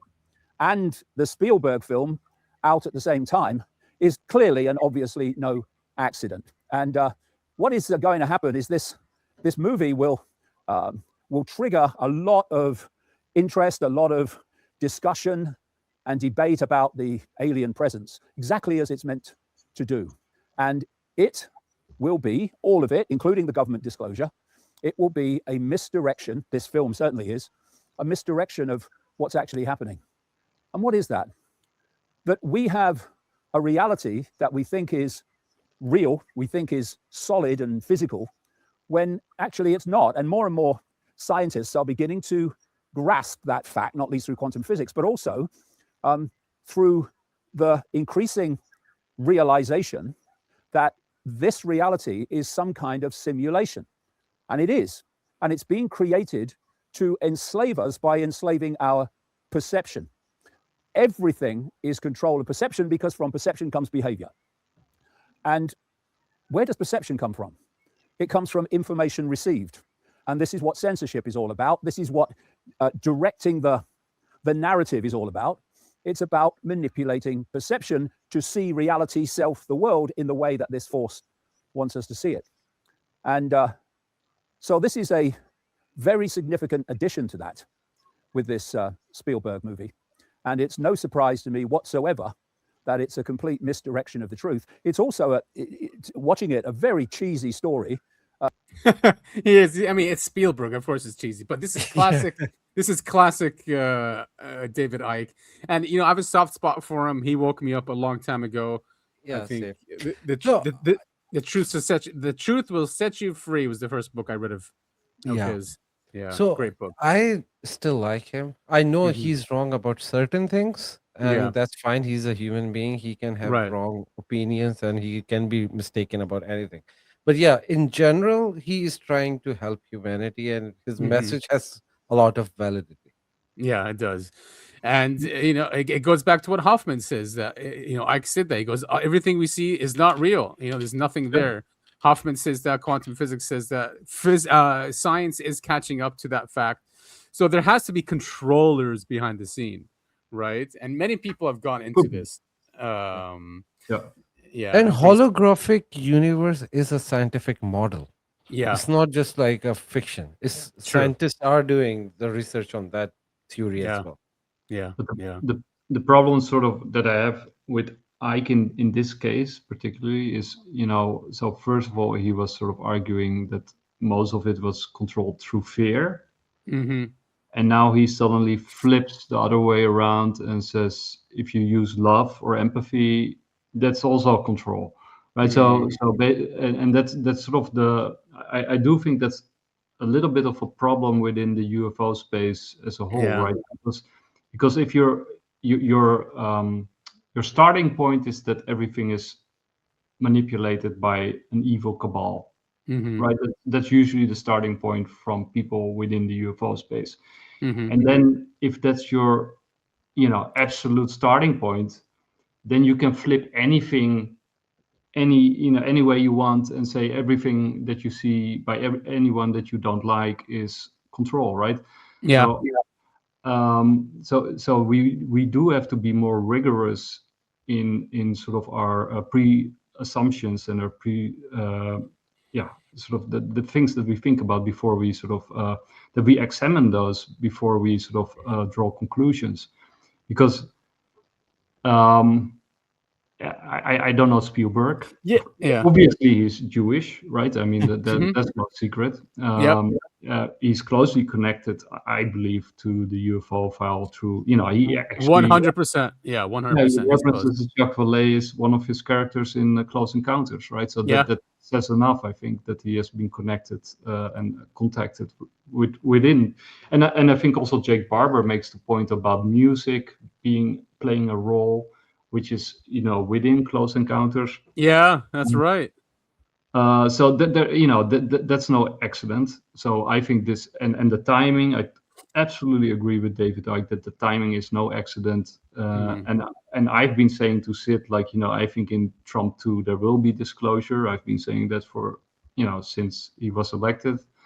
So that all makes sense. But I'm a little bit wary, when people use both fear and empathy to argue the same point, and then throw everybody they don't like on the same mountain of people that they don't like, to disqualify them. Because I think, in looking back on Spielberg's career, I love Close Encounters. I love. Me too. Park, Have you ever watched the miniseries Taken? I haven't seen that one yet. Yeah, but I did see, for example, his movie of the Twilight. Yeah, he did some good stuff back in the day, but then he ruined Indiana Jones. Don't forget that. He ruined Star Wars as well. So, seriously, maybe in his early days he was amazing. Right now, I just hate him, especially after Indiana Jones. I mean, I agree with you when it comes to the quality of his films have degraded greatly. It's not the quality. I don't care. I'm just saying the way they distort. Why are you making Indiana Jones about a chick? Yeah. So stuff like that. George Lucas was actually involved in that. No, movie. George Lucas is George Lucas movie, but he was a producer. It's Spielberg. Yeah, but apparently George Lucas did pull some major decisions in that movie. By making it about aliens. Apparently Spielberg wasn't planning to do that. Oh, really? I didn't know They that. both, trust me, they both were working together. Anyway, let's go to the interesting one. Yeah. Nordics. Your people, Nick. You're close to them. I mean, Trump is a tall dude, and they're taller than him. Many are saying it's not AI, but I don't. Yeah, but that's also the funny thing, right? I mean, let's just imagine that this is not AI. That this is actually a real picture. This is definitely AI, by the way. Yeah, anyway. But just for the sake of arguments, let's say it's a real picture. Who would believe this if they see the picture? I mean, No, I don't It's know like a who's, genuine, real picture. I don't know who's in charge of his social media.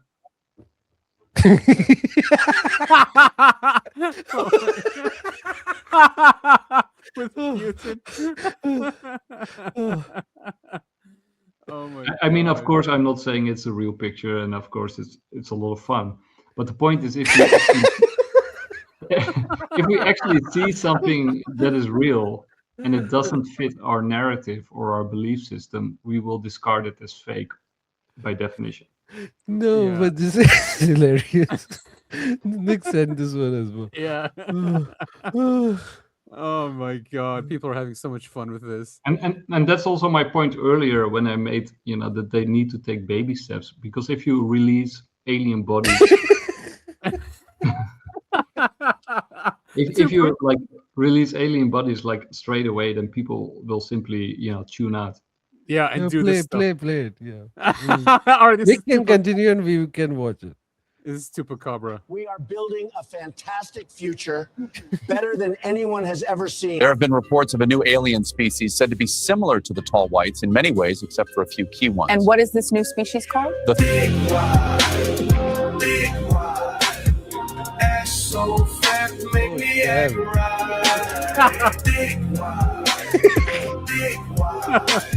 She can make you clap all night. I can see her ass in that sundress. Pork chops bland, but the pussy wet. I ain't fucking with a skinny bitch for longer than a minute. I need ways when I beat it up. Bring your homegirl if she with it.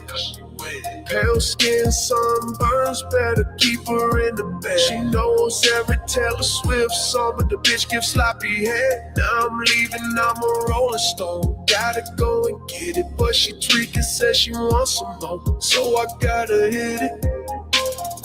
You said you actually witnessed beings coming out of the crowd. Can you describe them? Yeah, them bitches was thicker than honey and white as hell.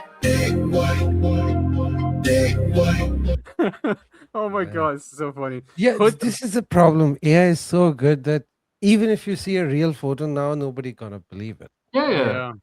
I mean, we live in the time that they can actually get rid of their disguises, right? Because they don't need them anymore, because people won't even believe it if you share the pictures with AI. And also with all the craziness in the world as it sort of breaks down or goes through these growth pangs as the new world is birthed. As we speak, right? So I think we're sort of going in this situation where if there are aliens and hybrids and whatever, I think they can sort of discard their disguises. I think they're no longer necessary. Yeah. All right, so I But guess even for hybrids, I think they look like humans. So the hybrids definitely, they kind of look like humans, yeah. So we can end on this. Breaking, no surprise, White House tasks Dr. Avi Loeb to create a UAP Science Advisory Council with astrophysicists, AI experts, and human psychologists. The council will assist U.S. government agencies to include ODNI, FBI, and AARO in determining the nature of UAPs. And of course, just on track for this administration, they put an Israeli spy in charge of this. What else would this administration do? I've been White House to Tel Aviv, I guess. That's the only thing remaining. Yeah, exactly. And as we said before, Avi Loeb has talked about the Messiah from space, and he's a Unit 8200 graduate, so he's actually a spy and a Israeli agent. And the White House is putting him in charge of this advisory, probably so they can probably craft the narrative where Israel can benefit. But is it also not interesting to look back and see how Avi Loeb sort of grew through the years from sort of like a fringe astrophysicist who sort of started talking about Oumuamua, and then he sort of built his career, and then he did Galileo project, and then now I mean I agree with you guys that it's planned, but look from if people are out there and they believe in reality as it's constructed, then they say obviously Avi Loeb would be like the the obvious choice, right? I mean, no. I mean, No. there's so many options. Why do they have to choose the Israeli agent that I've been warning about for 3 years? Most Nick, the problem is you don't see it, but because you still have to wake up your eyes. No. But yeah. like I said, I agree with you guys. But I mean, the way that he was He is not qualified at all. He's a known scammer who scammed hundreds of millions of dollars of people for doing his yard holidays in the name of like, searching for the UFOs and whatever. He's a known scammer. He's not qualified to do anything. He was propped up to do it. It was all but that's what I'm arguing. I mean, like, if you look from the outside in, you know, if you're not us and you look at it with innocent eyes, then he would be the obvious choice, right? No, because he is. Still no. He's not. He's been wrong so many times about Oumuamua and all those things. Like he just recently fooled everyone about that. Oh, aliens are coming, and this was that, and it was just a rock. No, he didn't is the say, least qualified person. He didn't to say run aliens this were thing. coming. He just said that, you know, Allah's three eye is a very unusual rock. You know, it's all about implying. He was constantly implying, and he dragged so many scientists in with his hypothesis. So yeah, I don't think he's the right person to do. They're like, you think out of 300 million Americans, you will pick a foreign nation or foreign agent? Right, that's the problem. This is the biggest problem. He's like, he doesn't even have American accent, right? But Syd, I'm not saying he's the right person. What I'm saying, because he's not even a good spy, because he doesn't even have a proper accent. But I understand where Nick is coming from. The guy's Harvard, and you know, he wrote a book about Oumuamua. He was the one pushing 3i Atlas, right? That whole thing. Galileo was wrong. And he was wrong about everything. Oh yeah. I'm not saying the guy's not wrong, but like he has a profile, right? Yeah. So I was going to say Gary Nolan, but here Gary Nolan's part of this. But Gary Nolan is, of course, also a spy. Exactly. I mean, yeah, but he's our spy. True. That's true. That's true. Now, Scapefish, that's cool. This is the guy from the Soul Foundation. Yeah. Nolan started. Gail Odette is on there. Michael Shermer. Are you Michael kidding? Shermer? Oh my fucking god! This is. I'm just. My blood is boiling right now. Why is this guy in there? This guy? Yeah, no, he's more open-minded than. How many of them are for the chosen ones here? Most of them. Who's this guy? Omer Eldadi, another Israeli. I just look for his name. I don't find anything about him. I mean, the only one on this list that I really would feel good about was Tim Gallaudet. I like him, but maybe I'm wrong about that. Yeah, I like Gallaudet too. Galdaet's a cool guy. But he also, you know, at one of his interviews with Jesse Jones, I think it is, he goes into the Gallaudet family has a long history tree as well. You know, he's clearly connected to sort of like very rich and powerful families. Oh my God, this Omar Eldadi guy works with Avi Loeb. Look at this paper, a framework for applying the Loeb-Turner slope test. See, this is why the problem. Like, he's just bringing on all his Tories, basically. Yeah. And then it's so, I think, embarrassing that he's in charge of Gary Nolan. I hate Gary Nolan, but like, he is more qualified than Avi Loeb. Yeah. Oh, for sure. Yeah, because Nolan was brought into the program. Avi Loeb, they didn't want to bring him into the program. Avi Loeb worked together with who? Sean Kirkpatrick. So I don't know. Yeah, but you know, I wouldn't go so far as that to say I hate these people, because I don't know these people, and I actually do enjoy. I'm not saying I hate these people. I'm saying Gary Nolan. I don't like that person, but like, he's the only qualified person here. If anyone who should be leading this group, it should be Gary Nolan. Yeah, Gallaudat's good. I don't know who this guy is, or this guy. We should look them up. Michael Shermer is so hilarious to have his name here. But you know, they're hijacking the narrative. I'm pretty sure they are. I would love. Who is Richard Cloet? Hey, we lost him. Gallaudet, he's the Navy guy. No, not Gallaudet. The first one, Richard Collette. Oh, Richard. Here, let's check him out. Richard Cloet. And also the second one. No, first one. Yeah, he's selected the correct one. Richard Cloet. Oh, he's the Galileo Project. Oh my God. He's bringing in his team. He's bringing in his team so he can benefit. What the fuck, guys? Yeah. And the second one? Let me go back to the list. Where is it? Here it is. This guy. Let's check out this guy. Might be a lady. Dr. Regina Sarmiento, General Medicine. Oh, so it is Avi again. So he's choosing all these people. Yeah, this is why. Oh man, I'm just so pissed, and especially F the U.S. government right now for doing this kind of betrayal to their own people. I know it's not enough. You know, they have to be in charge of everything. This foreign government, it's insane.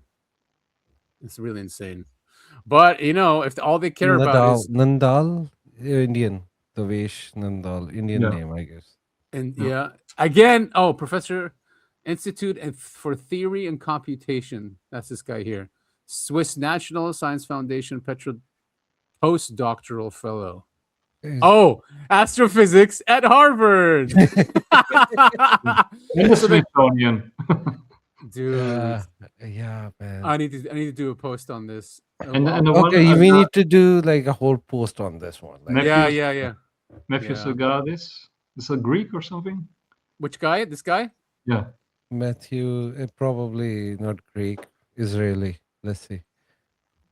Yeah, let's see. This guy, Matthew, he's at Albany University. Oh, he works at UAP Expeditions. Okay, he looks like Greek. Oh, this guy. Yeah. Okay. I saw him on the Danny Jones podcast. He's a scientist that works in UAP. Okay.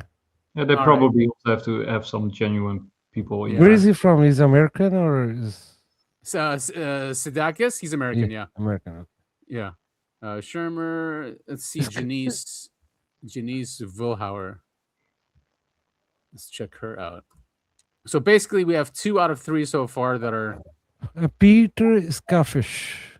Scaffish. He's with the Soul Foundation. No, Soul Foundation. Okay. Yeah.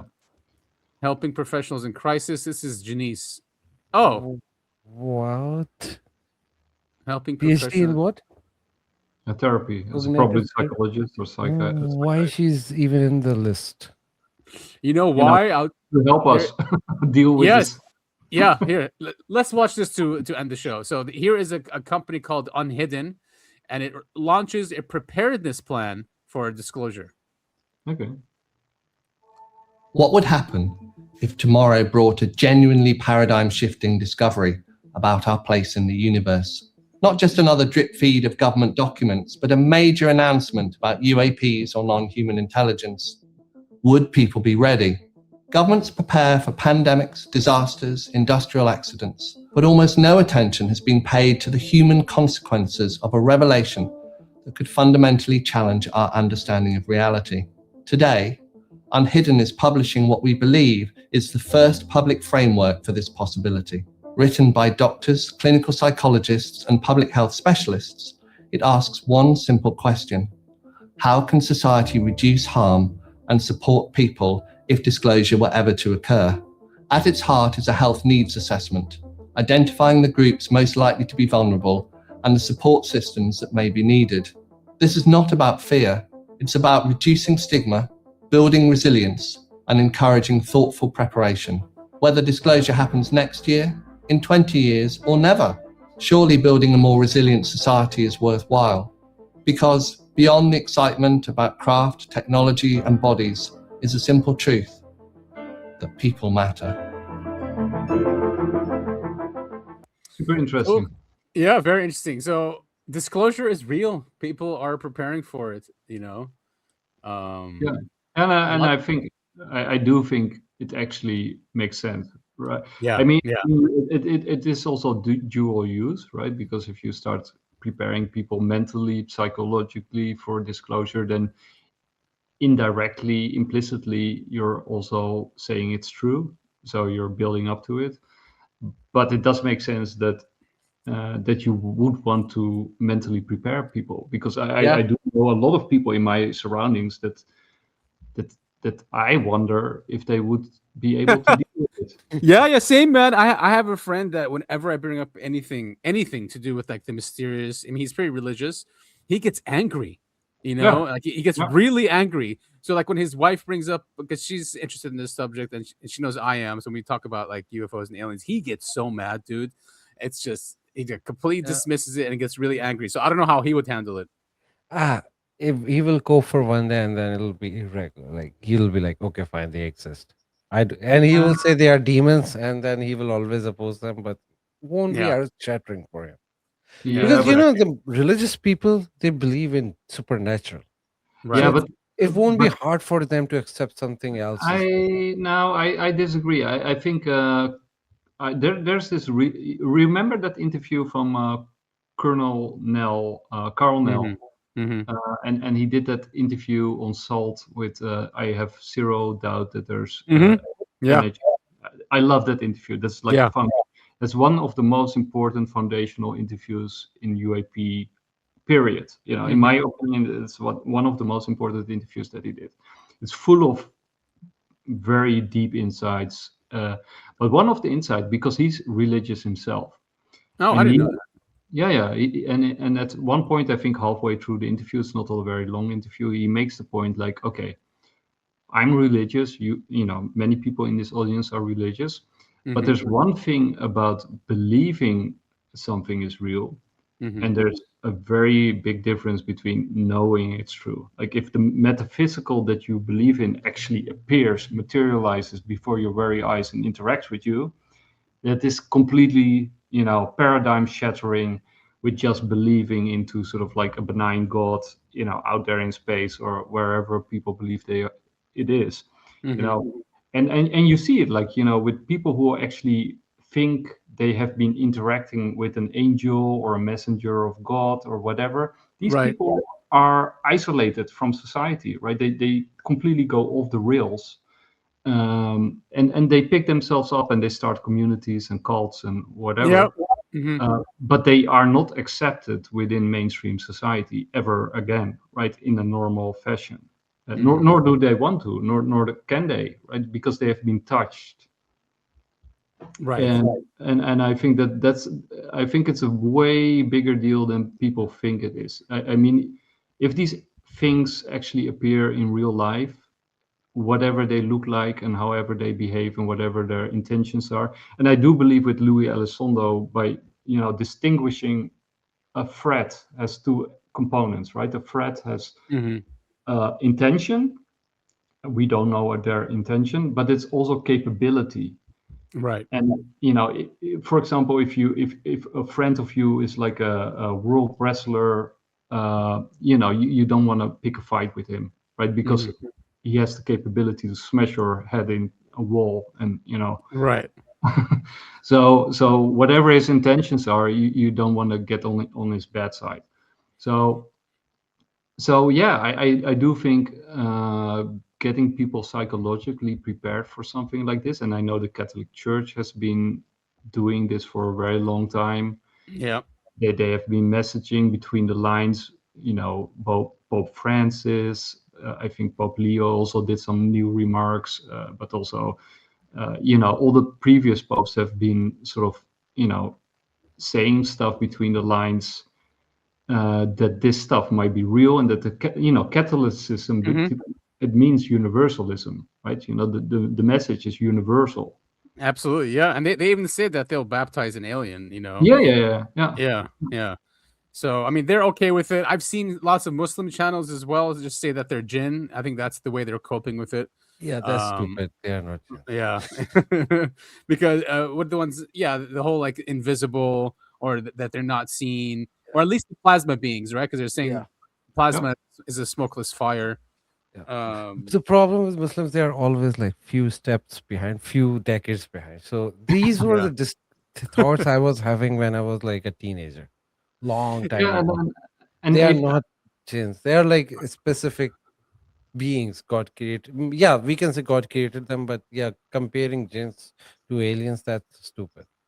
Yeah, and people like wait. Syd, do you actually know that Hal Puthoff actually puts in his scientific papers, he puts jinns? Yeah, he does.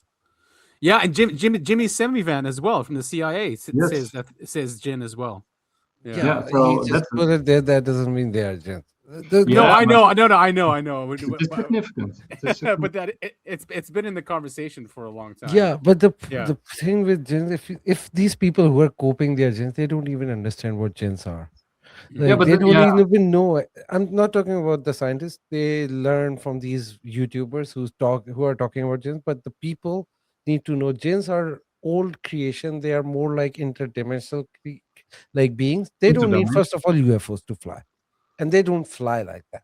There are like specific types of specific jinns. Most of them are evil. Some of them are good.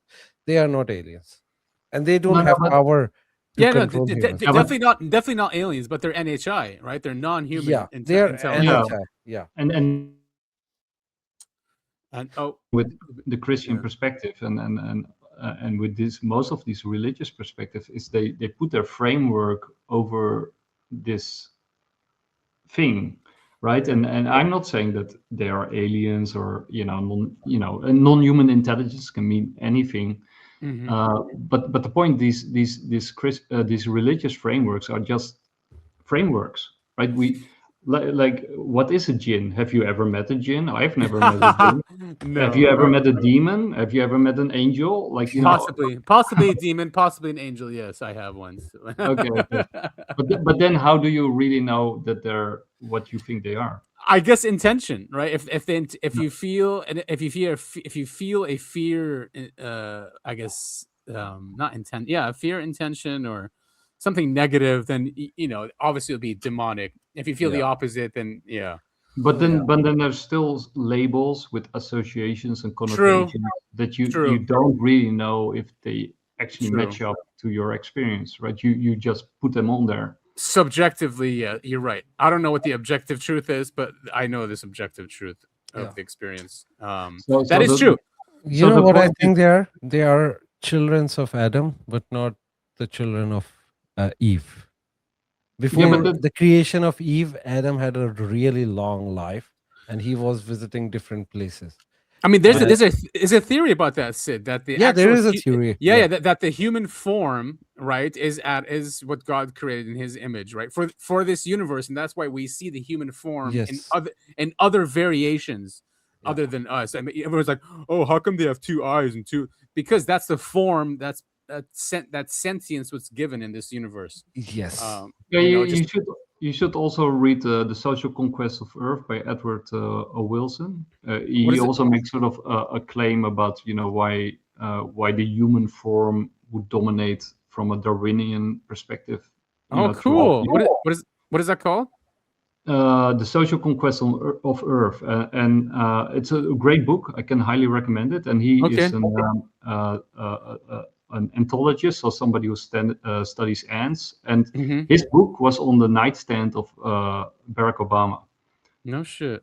So he actually pushed that book, and it's a great book. I totally agree with it. Yeah, I'll definitely take a look at that. I just downloaded the New Science of Heaven on Audible last week. It is it's such a good book. Such a good book.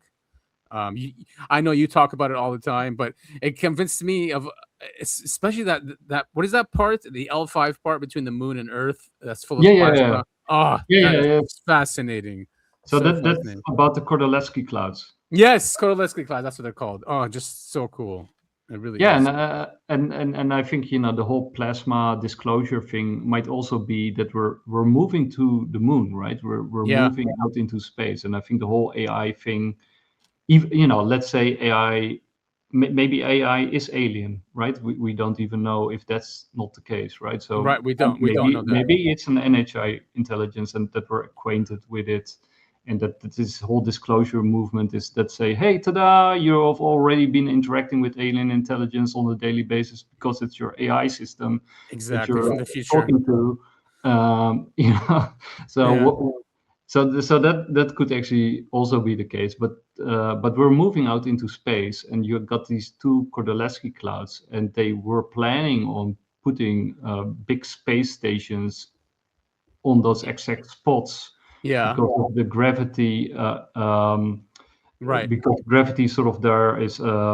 It's like a dead zone for gravity. Yeah. Right? So it's a perfect zone to. But there are these clouds. So if you sort of disclose that plasma is a thing, that it's an entity, then maybe you can sort of make the case like, oh, you can also hurt these lesser intelligences and just move them out of the Kordylewski cloud so that we can put a space station there so that we can sort of move into space. Yeah, and he was saying that plasma was actually computing. It was compute. They were that's an AI in the cloud. Yeah, it's an AI exactly, and that it would send these orbs, these plasma orbs down to Earth once in a while, right, to interact, and that it's probably stored all of our lives in there, right? Because it would be an AI that would be way beyond quantum computing. So crazy. You know, it would be like 1,000 or 1,000,000 times what we could put out there. Fascinating. That's what I think reality really is. It's just infinitely mysterious, infinitely, strange. And there's not one narrative. I mean, we always like to go to one narrative, or at least maybe our leaders like that because then they can control us. Exactly. I mean, you hit the nail on the head, right? What they don't want you is to consider multiple narratives because they want one narrative, because one narrative is easily to control, and maybe 2 or 3 or 4. But they don't want infinite narratives, and now we're going through this transition phase, and then you got the blooming, you got like the 1,000 flowers that Mao Zedong talked about, and then they smash. At some point, they're going to smash the 1,000 flowers and bring them down to 1 or 2 or 3. And I think in America, you see a clear case that they're closing the borders. They're trying to make a homogeneous country out of it with one state religion. Exactly like what they did with the Roman Empire, they want to create one state religion, and I think they picked Christianity, but I do think they want to keep Christianity in check. Of course they do. They want Christian Zionism is approved. No other Christianity. It's basically Constantine all over again, right? So they're gonna, and maybe this year they will get the sign from heaven that they are meant to rule another 1,000 years, or whatever. Yeah, for sure. But I think for us people, it is important to keep as many narratives, as many different options on the table, because we have no fucking clue what the hell we're dealing with. And I do respect different religious beliefs and different religious frameworks, because they have been, they have a pedigree, they go back thousands of years, so they have a much better idea of what we might be dealing with than we do. But I don't believe in sort of the dogmatism that's sometimes snaps in place, and they say, okay, we know what it is, stop the discussion, right? Yeah, and it's evil. It's good. Yeah, that's what they want. So we'll keep our eye out on disclosure. I like the momentum. We're not where we need to be yet, but apparently there's more coming out. We have Grusch pushing it. We have Burlison pushing it, Luna and Burchett and all those guys. And we have this new advisory board. I'm not too hopeful about it, but but we are moving in the right direction. So we have to give credit where it's due. So good job, guys. But give us something to discuss, right? Right now, it's very disappointing. I think whatever will happen, I think we're moving into a very exciting space, right? I mean, AI will revolutionize the world. We'll move into space. We'll meet other species. I mean, from that perspective, it's awesome. It's totally awesome. We'll have godlike powers. It will be completely mind blowing, and normal people will have a very hard time dealing with this new reality. They will. So they have to listen to shows like ours, so we can bring them up to speed. Have these conversations, with an open mind, and like you said, be open to different perspectives, and not just the narratives coming from our institutions and government, but we are humans, and we have the innate power of having our own ideas and thoughts about what's happening in the world. But we're here for it.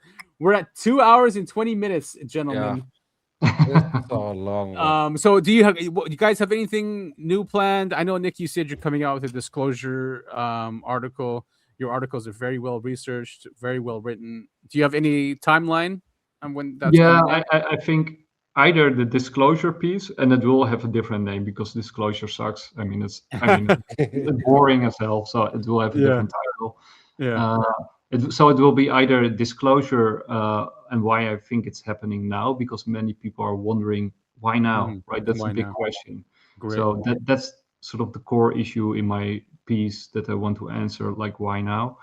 Nice. Or the other one will be on Disclosure Day, and then it will tie into religion, because I find that super fascinating. Yeah, absolutely. Yeah, it definitely is. Nick, you have anything? Syd, you have anything on the No, the man. horizon? No, nothing is special. I just usually go with the flow. Mostly involved in the politics because right now, that is very important. But other than that, I'm waiting for something to come. Then I will think about doing something. Yeah. But by the way, on the world politics thing, Japan is in a very difficult situation. So Yes. The world's economy is on the brink of collapse again. Again, I know we don't get a break. We just don't. Oh, and we have the FIFA World Cup. Of course, there was that. Just quickly, there was that, and the invasion. The psychic, right? Oh, yeah. There's going to be an invasion. Yeah, the Brazilian psychic on June 24th. So in 10 days, guys. In 10 days, there's supposed to be an invasion. Know that. And on June 25th, we will make fun of her. Yeah, we'll be watching that one. Yeah. Well, cool, guys, and of course, you guys can follow us on X. I'll leave everything in the description below. I'm at Breakaway Civil. Nick is at BitcoinLive DB, and Syd, I'll also put in your all of your socials so people can follow you. Awesome.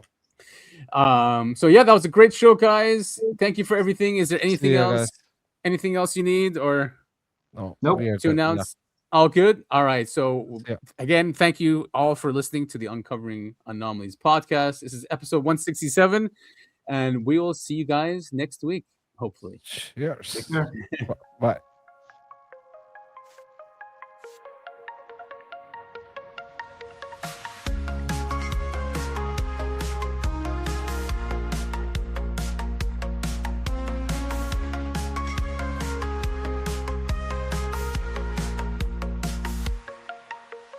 Traveling late all the way through the night.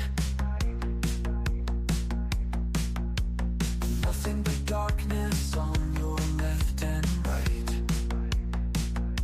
But far ahead and high above there is a light. Tell me, what do you see? What do you feel?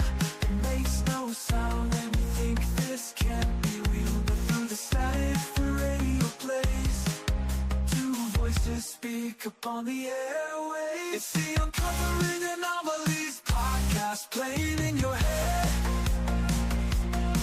It's a brand new episode every week, that's what they said. Not sure now where you're going to, but no Adam and Topher will guide you. Tune in every week for a new sneak peek into conspiracies, aliens, and government leaks.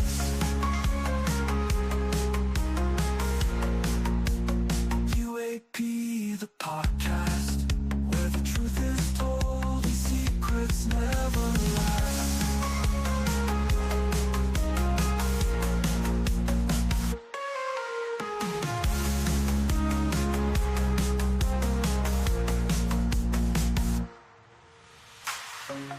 UAP, the podcast.